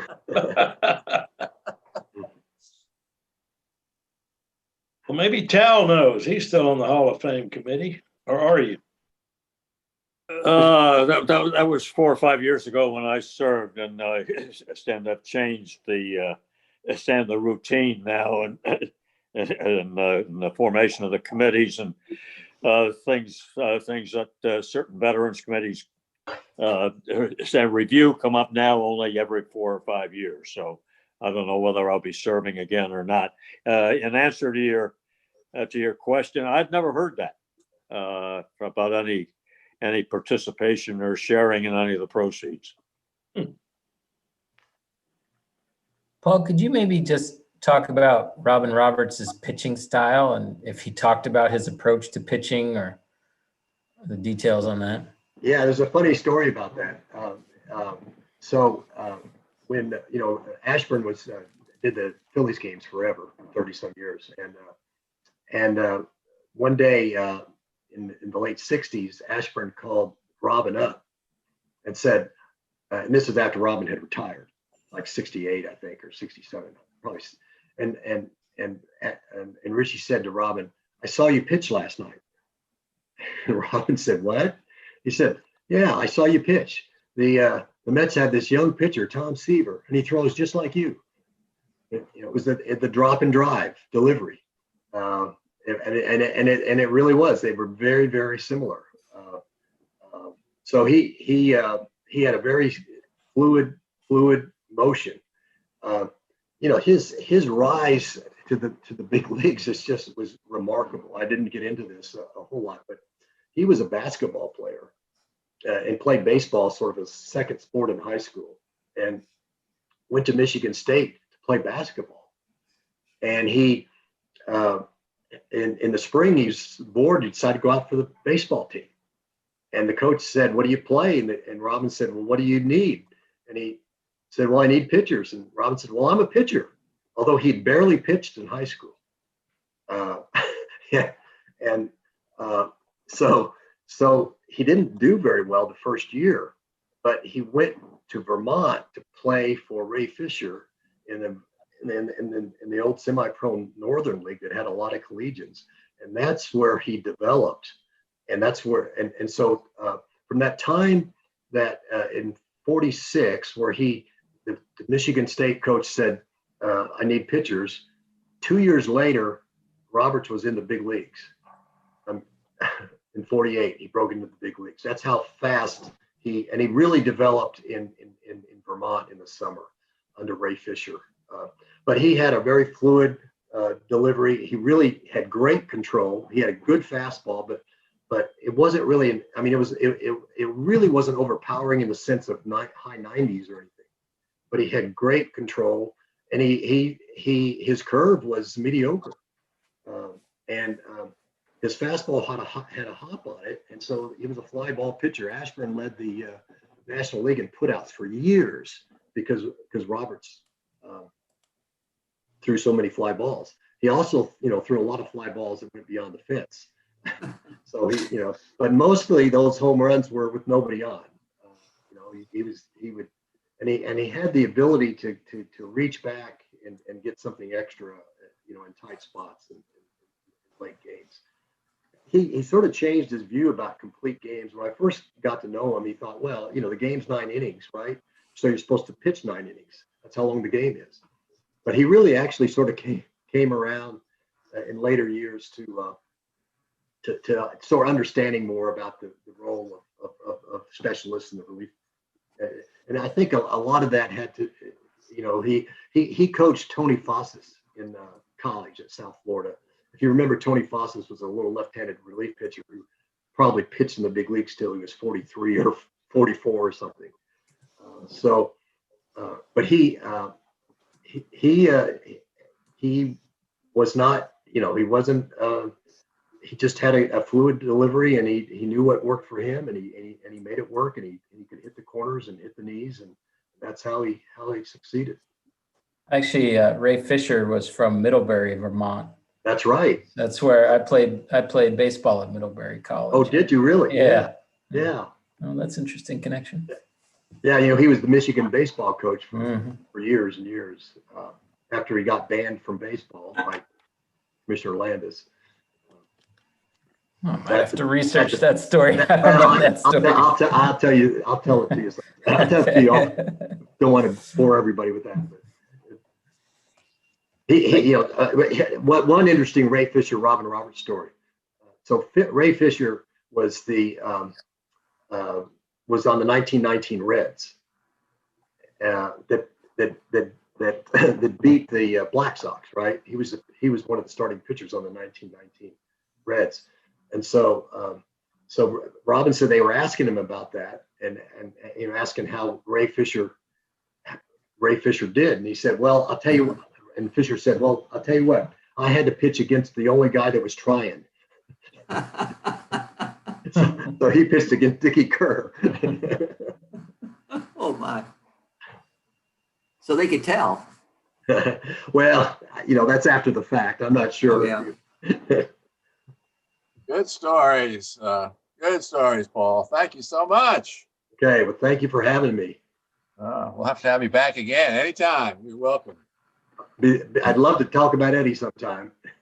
So, yeah, that'd be great. Maybe you thank bring him with you. When we get back to normal, we will. Yeah. Amen. Okay, guys and gals. Any questions for anybody? Or I think I need a show of hands if you want to go ahead. We have a trivia contest. Mark has prepared it.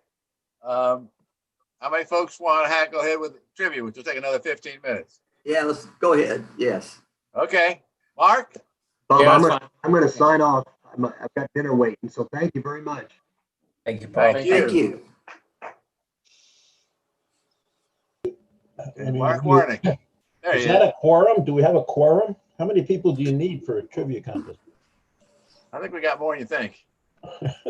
We've got 24 on right now. Okay, well, I've got 16 questions here. I can abbreviate it to 5 or 10 or. No, we're hardcore. Oh, okay. Well, we've got hardcore guys. And, We'll be here all night, Mark. Do you have a theme, Mark? Put on the coffee. Do you have a theme for the questions? No, sir. I do not have a theme other than the theme of there are no softballs here. Okay, Yeah, 16 random questions. I'm happy to get 16 wrong or 10 wrong. It's all the same to me. So. All right. I did manage to work in a little Houston here and there. Okay, this is just a little potpourri smorgasbord of baseball trivia.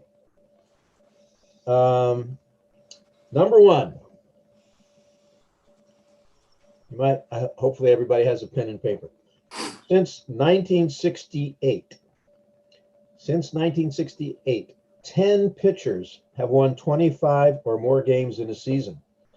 Name them. 1 point for each correct name.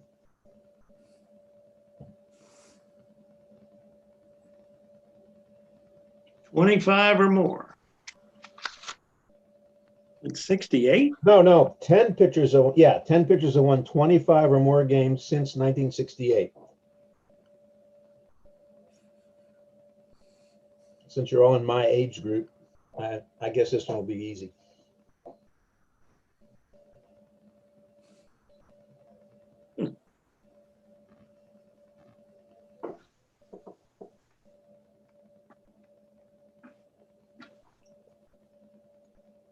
When you're done, just raise your hand.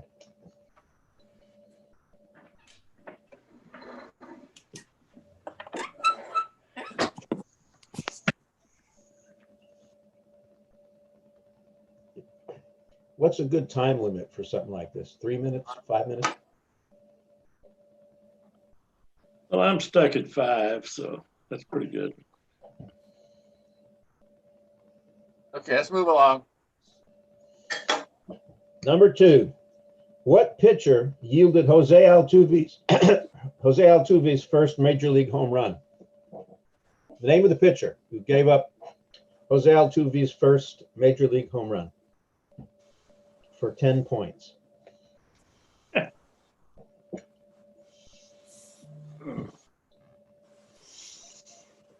If you don't have this one in 30 seconds, you probably don't know it. So.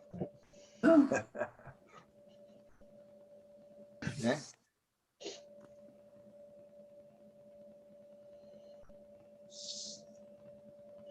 All right.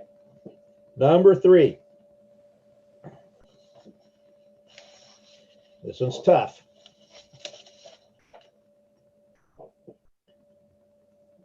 List the 3 pitchers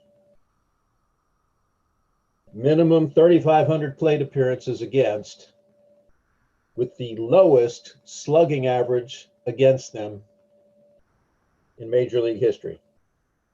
3 points each if you get these, and then another additional point if you can name the one with the lowest slugging percentage against. And Maxwell, you're going to have to recuse yourself. Sorry.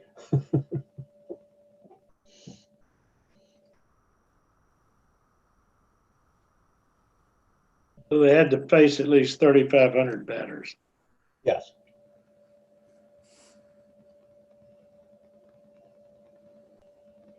Lowest slugging average against.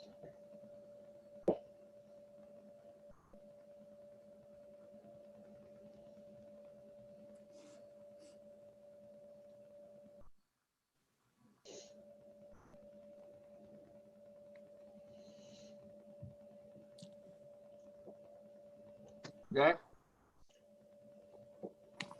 You just tell me when to move along, Bob. All right. Oh. Number 4. Is that you, Bob? Yeah. Okay. Since 1970, how many catchers have a career caught stealing percentage greater than 50%? Minimum 1,000 innings or 500 games.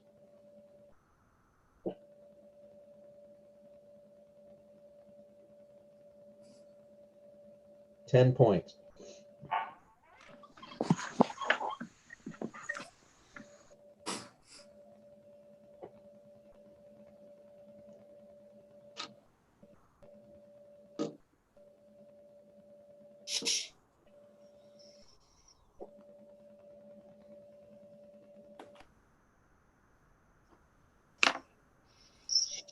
Where's Tom White when we need him? Really? Tom's watching.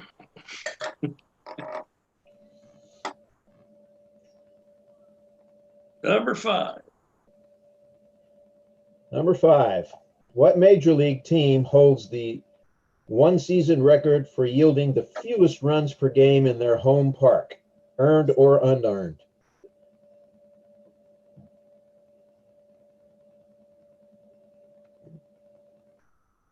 $5 points for the team and 5 points for the year. And 10 points if you can correctly state the number of runs per game allowed.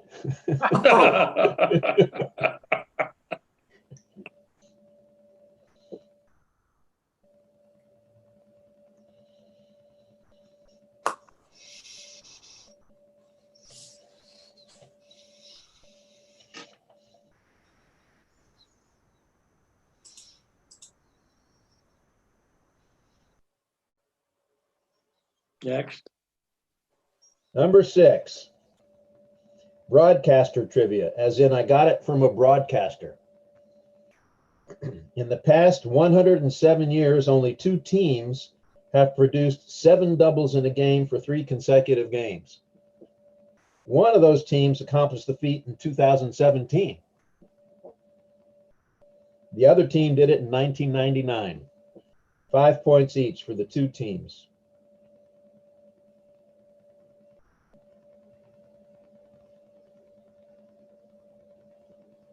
Seven doubles in a game for 3 straight games.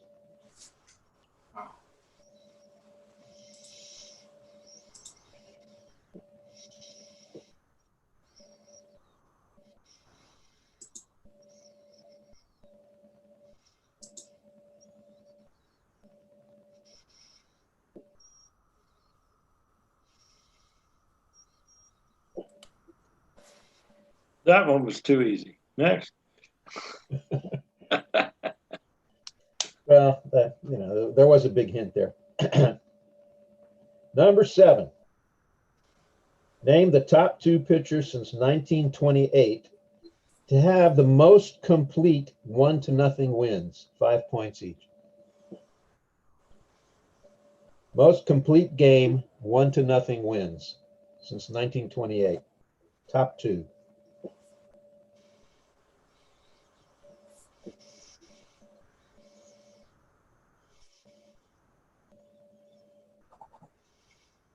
That's career or season? That's career.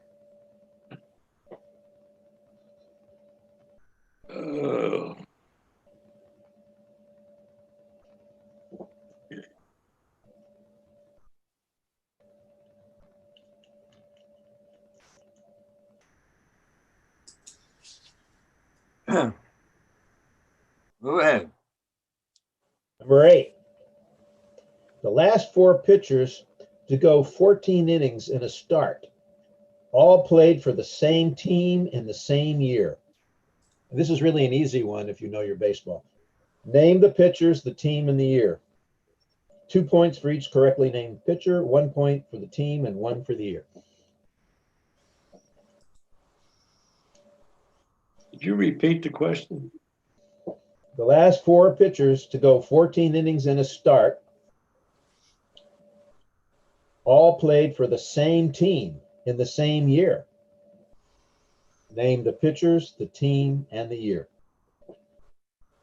4 pitchers, the team, and the year.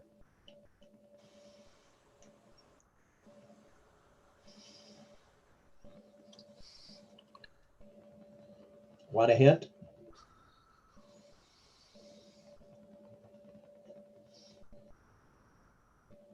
Sure.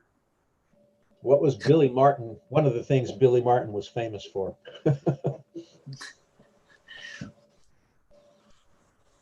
Drinking. Yeah, that was one, but it's not really directly related to this answer. It's on or off the field? On the field.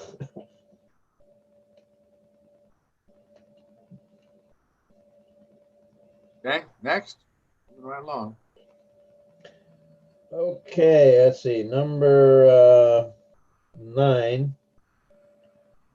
During one of the most spectacular 5-year offensive runs in post-World War II baseball history, this player averaged per 162 games over this 5-year span, 136 runs, 206 hits, 45 doubles, 6 triples, 40 home runs, 124 RBIs, 20 stolen bases, 84 walks, a 359 batting average, a 458 on base percentage, a 158 OPS plus, and 380 total bases.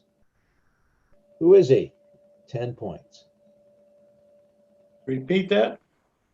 Are you serious?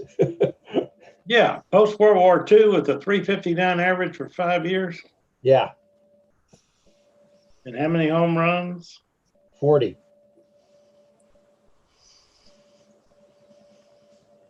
458 on base percentage.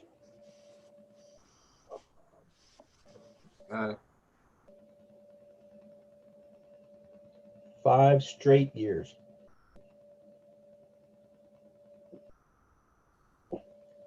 And 40 home runs. I'm going to give you a hint here. Consider the ballpark relevant. And 20 stolen bases. And now that the ballpark wouldn't have as much to do with, but yeah.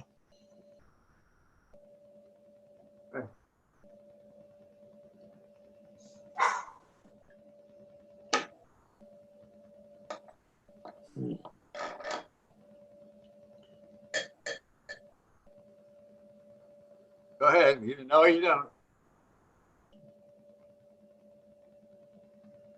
Go ahead. Number, I don't even know. 10. 10. Who holds the record for most times switch hitting 2 home runs in a game from each side of the plate? 2 players are tied for this record, so 5 points each.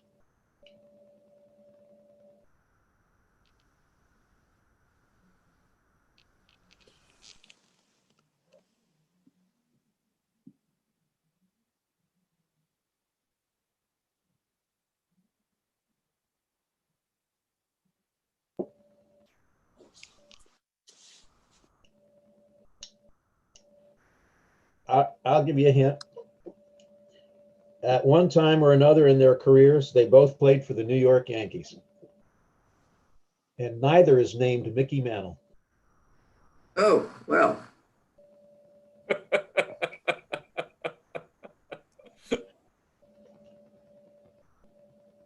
He was my third choice.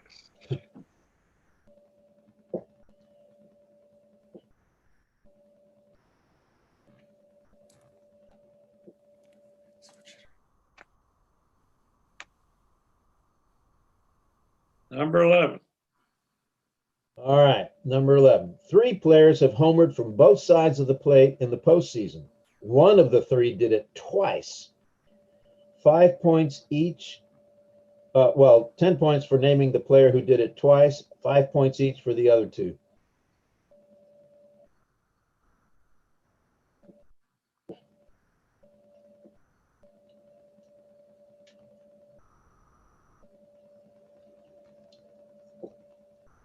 And the hint there is that none of the 3 is the answer to the previous question.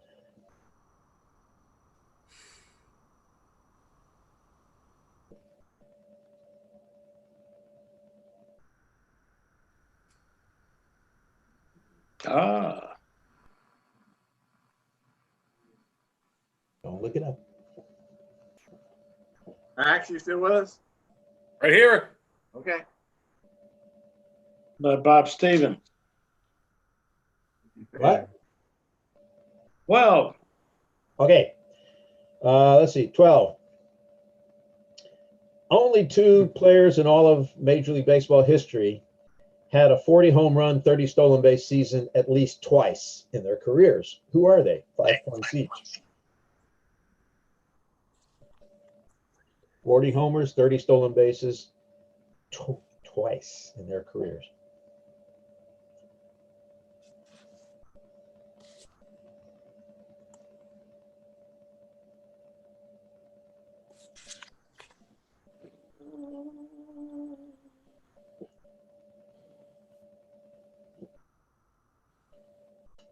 Okay.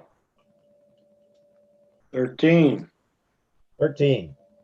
Name a Hall of Fame outfielder who set his career high home run total for one season in his 15th and final season. 10 points. Career high in the 15th. Yes. Home run. In his 15th and final season, this Hall of Fame outfielder set his career high home run total. And I'll give you a hint. He came up in tonight's discussion with one of our speakers.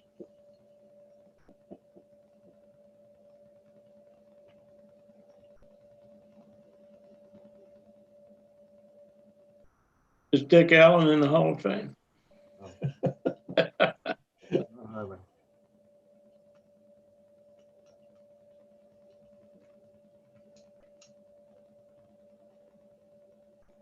14.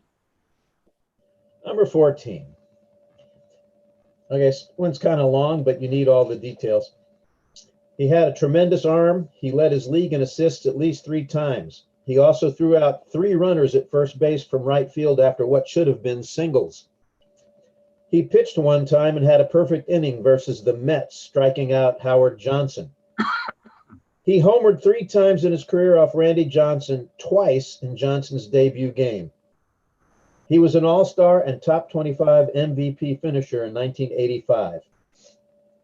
His last career at bat was versus Donovan Osborne in June of 1993. He started his career with the Tigers. He finished his career with the Astros. He had his best seasons with the Phillies and Pirates. He went to Channelview High School, and in the latter part of his career, he owned and operated a gas station in Conroe, Texas, north of Houston. He came out with a book in 2012 called Headed Home, a Major League Baseball All-Star Search for Truth. And his initials are GW. 10 points. Wilson.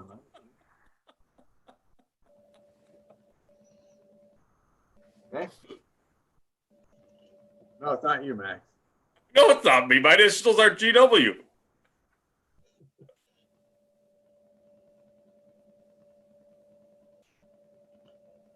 What number are we on? 16. 15. 15? No, that was 15, Christian. Oh, okay. Who hit the most inside the park home runs in the history of the Houston franchise? 5 points for the name and 5 points for the number of home runs.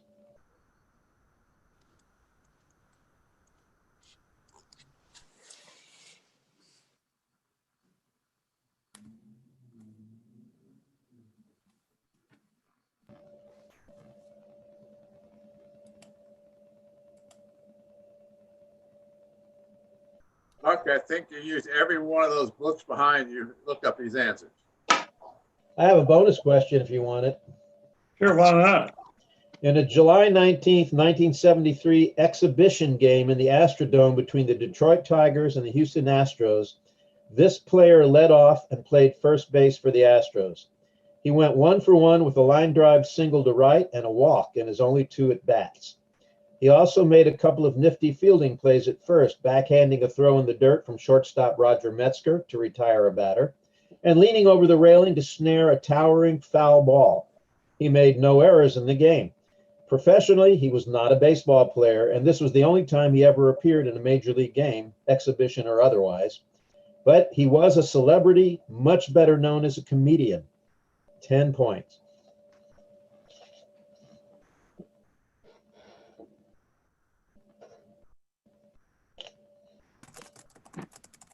Another hint that might be helpful is that the manager at the time was Leo DeRocher. And he probably had something to do with this.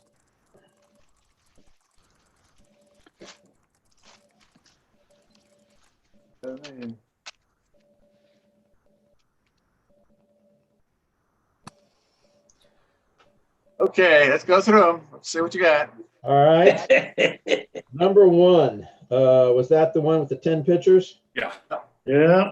Okay, 1 point each if you've got one of these 10 guys. Denny McLean. What? Denny McLean. Juan Marichal, Denny McLean, Tom Seaver, Steve Carlton, Ferguson Jenkins, Bob Welch, Ron Guidry, Steve Stone, Catfish Hunter, and finally, Mickey Lolich.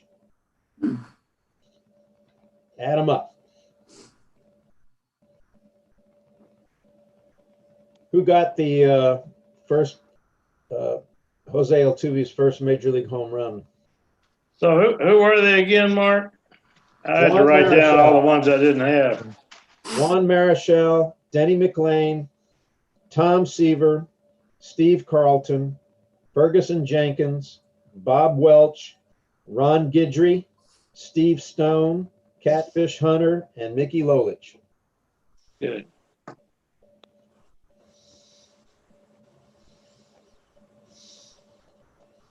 Number Number 2 was what pitcher yielded Jose Altuve's first major league home run? Anyone want to shout it out? Bill Robinson. No one knows. Wow. I thought that, that was kind of a softball, I thought. Okay. Madison Bumgarner. Who? Madison Madison Bumgarner. Bumgarner. Addison? Madison. Madison. Oh, Madison. Oh, Red bum. Madison Bumgarner. sure everybody knows that, don't we? I Everybody did. got it. Okay. Okay. Number 3. What was number 3? Tell me. There's 3 pitchers at 3,500 plate appearances with the lowest slugging percentages against them. All right. The 3 pitchers with the lowest. Grover Alexander. No. Okay, I missed that one. Koufax. Okay. So the number 1 pitcher with the lowest slugging average against, minimum 3,500 plate appearances against, was Babe Ruth, 279. Okay.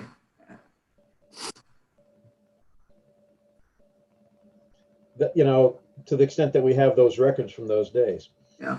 He had a great record, 99 and 24, I think. Number 2, which I would assume is on your list somewhere, Mariano Rivera. Oh, I didn't think of relievers. 293. And number Verlander? 3, pardon? Verlander? No, it's J.R. Richard. Oh, 0 for 3. 295. You know, interestingly, if you cross off Ruth, the top 4 are all 3 of the top 4 are all Astros. J.R. Richard, followed by Billy Wagner, followed by Nolan Ryan. I should have got Nolan too.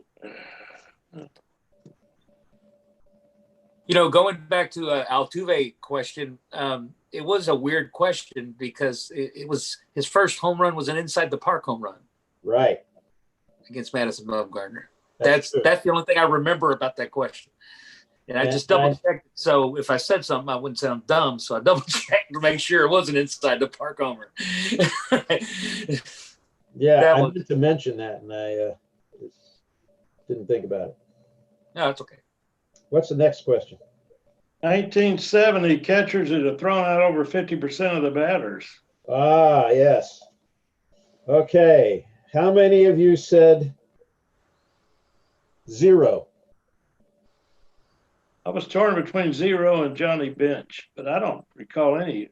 The answer is over 0. 50%. No catcher has thrown out over 50% of the batters since 1970.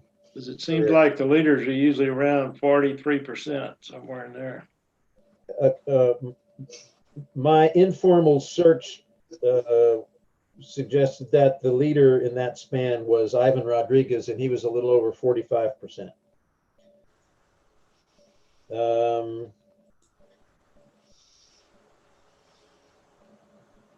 And actually, no catcher has retired with 50% caught stealing rate since 1957, when Roy Campanella was put out of commission.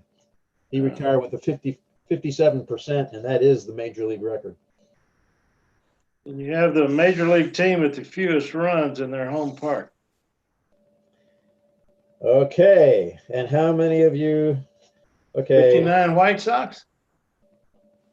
No. I must. Okay, the answer is the 1981 Houston Astros. That was a full season, though. I didn't say full season. It just said the 1 season record. Well. Okay. Well. You would have had it, Tony, if you'd said that. I know. They're partial credit for getting the team right, but not the year. Yeah, it's 5 points each. All right. So you got the Astros, Maxwell. Yeah, I said the wrong. I said 1969. Who did you say, Tony? I was going to say the 1906 White Sox because they never scored anything. The Astros broke. No, they never scored any runs. Yeah. So Tony, you should give yourself 5 points because the Astros broke the White Sox record. The 1906 White Sox set the record of 2.28. It lasted 75 years. Yeah. The Astros broke it in 81 with 2.08. Well, I said the White Sox. I should get something, even though it was at 59. 2.08 runs per game, 106 runs in 51 games in their home park. My God. In the 79 Astros had fewer than 50 home runs, and yet they scored more runs than the 1981 Astros. Amazing. That would make a good trivia question. Wow. Well, yeah, because they didn't play a full season, Tony.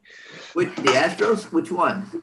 The 81. 79. They hit no home runs. They hit 49 home runs, which is shameful production. And they finished second. They had fewer home runs in 62 or 63.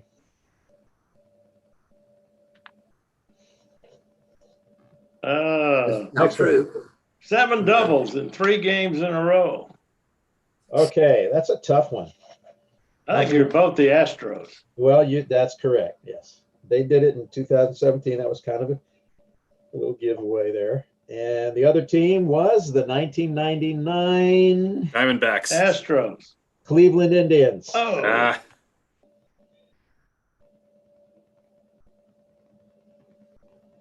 Well, this is kind of a disaster for me, this quiz.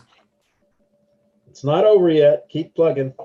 So how many points do you get for that? What was the points on that? 5 points each. So 20-point total? Or 5 just points the each. team? 5 points each for those 2 teams. And the previous one was 5 points for the team and 5 points for the year.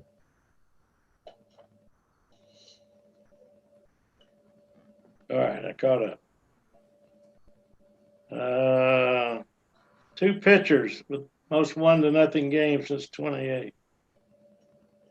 Bert Blyleven and Dean Chance. Yep. My goodness. Wow. Much for Jim Bunning and Tom Seaver.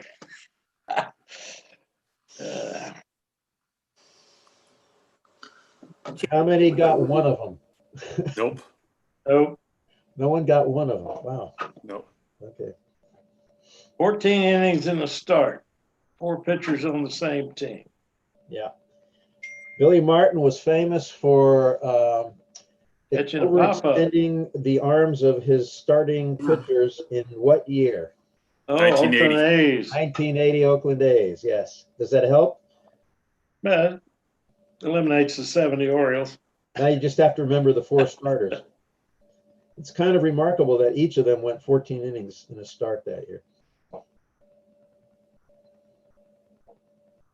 Who are the 4 pitchers? Mike Norris, Rick Langford, Matt Keogh, and Steve McCatty. I remember 2 of those. Good job. Yeah, no points though. If you remember 2 of them, you got 2 points, 4 points. I didn't name them. I remember just because I remember them when you tell me who they are. Okay. 5 years offense post World War II. Oh, the guy that hit 359 and 40 home runs for 5 years. Yeah. Duke Snyder. And I said the ballpark is relevant. Would have been Walker with Colorado. Think Colorado.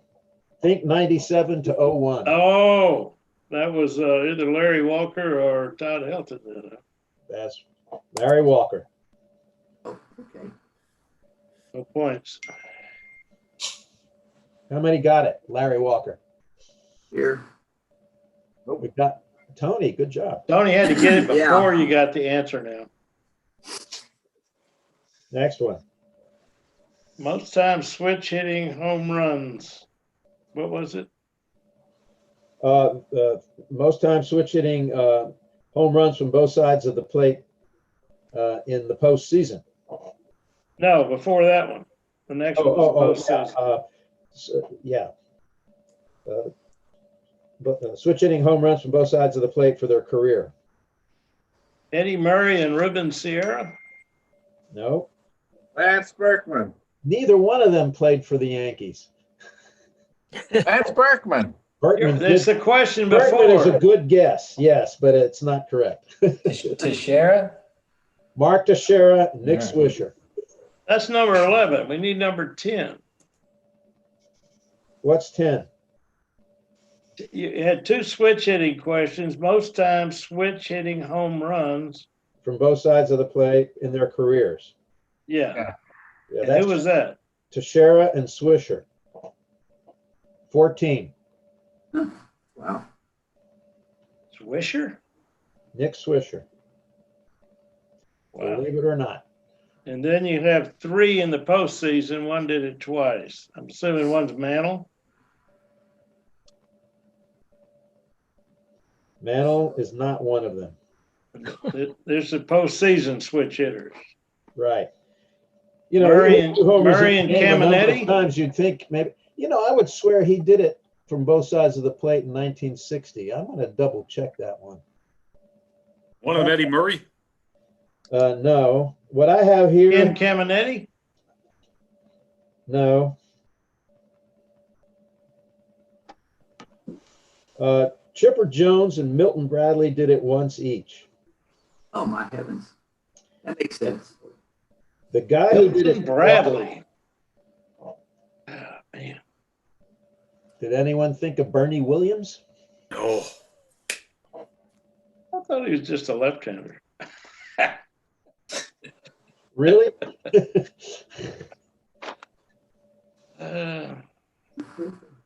Okay, somebody's going to slap themselves on the next one. Maybe. 40, 30 seasons twice. Twice. And Seiko and Bonds? Bonds is one of them. Barry Bonds. Hayes. Barry Bobby Hayes. Bonds is the other. What? Bobby Bonds is the other. Not Bobby. Barry. Look, Seiko just did it once. Yes. Huh. Then Ken Griffey Jr. Nope. Well, never mind. 5 points. I don't know. All Astros fans should be ashamed. Jeff Bagwell. Bonds and Bagwell. Okay. No, there's no shame here. These are not easy. Bagwell did it twice. He did 43 homers and 31 stolen bases in 97 and 42 homers and 31 stolen bases in 99. Oh, Bonds had 42 and 40 in 96, and he had 40 and 37 in 97. that's amazing. Yeah, Bonds was one of the best players in the history of the world before he started juicing. Yeah. He won several MVPs before that. What's next? All the something outfield career. Name a Hall of Fame 15th. outfielder. Hit his career high home runs in his 15th season. 15th and final season. Dick Allen? Nope. Richie Ashburn. Hall of Fame. Yes. Who said that? Richie. What was his career high? 5? 7. That was the year the Mets gave him a boat and it sunk. You don't think of the Polo Grounds as well? Maybe he shot him down that short porch. Mm-hmm. Yeah, 296. Mel, I'd liked it. And then what was the next? Was there another one? 14. Let's see. First pitch start. Hojo. Yeah, he had a tremendous arm, led his league in assists 3 times, blah, blah, blah, blah, blah, and his initials are GW. Anyone get it? Glenn Wilson. That's it. Good, yes. Raise your hand if you got it. Hey, all right. I wouldn't have got it without the GW. Yeah, I think the gas station in Conroe was the one that would have given it away. He spoke to us at one time. Ah, I missed that one. I saw him hit a game-winning homer off the right field foul pole in Astrodome. which is weird for a right-handed hitter. Let's go, guys. Getting late. Getting past my bedtime. Who hit the Our most number inside the 15. park home runs? I said Altuve. Ken Caminiti. Got that one. Okay. How many? 4. Hey, I got 4. That's Cedeno, though. That's well, you get 5 points for getting the right number. How about the bonus? The bonus. Oh yeah, the bonus. Did anyone? I think I was Jerry Lewis. That is correct. I got that one too. There's some great pictures of him clowning around, jumping up into Frank Howard's arms and hugging the umpire. So we get the bonus points. That's 10. Okay, now I don't know how we do this part, but I guess there's so few of you. Just tell me how many points you got. You said how many got 20 or more? That's what you did. Okay, how many got 20 or more? Okay, we have 2 hands, 3 hands. Urban who? How do you do it? Urban, Mike, and 4 hands. where's Maxwell? Where's Maxwell? He got hands. He's over there in the bottom right. All right, we've got 4 with 20 or more. Okay. 30 or more. 30 or more. We got 1, 2. We got 2 with 30 or more. Okay, 40 or more. We got 2 with 40 or more. Oh, I had 49, Maxwell. What'd you get? Whoa. I had 62. Whoa! Looks like Maxwell is. You did the last one, so you get to do the next one, Maxwell. Congratulations. Hey, Ted, I see the expression on your face, and I feel the same way, buddy. Yeah, I didn't need 2 hands to count up my my answers. I only had 39 before Jerry I'm the Lewis. same way. I actually saw Jerry Lewis play for the Yankees. Yeah. Not the baseball appreciate it. Yankees. He was the devil and damn Yankees. Oh, yeah. Okay. Well, Mark, Hey, that was Bob's away. Thank you. He was surprisingly athletic. I needed another dissertation for that one. That was wild. Yeah, if we had to grade that one, I think it'd be at PhD level. Yeah, that was wild. Mark, that reminds me of the first quiz I wrote for SABR. I think the winner got 2 points. I kind of overdid it. Well, That was a good one, though. did I overdo it? Yeah. It's a good quiz, though. Oh, We should have held it at 10. Anyway, I like to educate with my quizzes. It was great. I loved it. Learned a lot. Thank you. All right, what else we got? Anybody else have any comments, questions?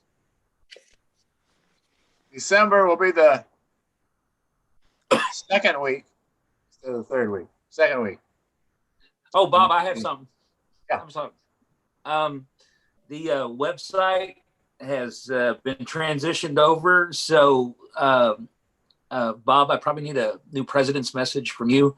And if anybody would like to contribute anything, I was thinking about some ideas to put on the new website since it's more recent and up to date now. I think you should put some of our letters, Okay. our shooting stars. Oh, the newsletters. Yes. All right. But okay. Well, I have a lot more next month. Yeah, I did pay that invoice today too, so Okay. that's gone. We'll see if they get it. All right. Well, they go to saberhouston.org and in the on the right hand side, there's actually a link to watch the video from last month. It's directly embedded in there. So the one for this month will be the same here probably in a couple weeks. Well, So instead of going to YouTube, I hope you can get Paul back and get Eddie Robinson back. I mean, Eddie's a great speaker, and he would definitely be our oldest speaker Really is. ever since he turns 100 next month. I bet he can hit too. He still plays golf every day or every week. Oh. He's a physical specimen, man. He's quite the hero. He's a big man too. But yeah, he's in good shape. At least he was last time we saw him, which was, I guess that was 2014, but Well, he was 94 then, playing golf every day, so every week. Okay, guys. Appreciate it. We had 34. I got 34, Joe, if that's how many you got. Yes, sir. Yes, sir. 34. Thank you, everybody. Bob Stevens, you there? Yeah, he's awake too. Yeah. He dozed off a couple of times. You okay? No? You okay? Let's see. I see you. Yeah, I'm still here. Okay. I got 25 points. Whoa. Good for you. I enjoyed Hey, the guys. quiz. Good job, Mark. Happy Thanksgiving, everybody. Stay safe. Yes, Be well. Thank Thank you. you, so. Bob. Take care. Good job as Take care. usual. Bye-bye. Bye. Thank you. Joe, thanks for zooming us. No problem, Mike. Have a good one. All right. Take care.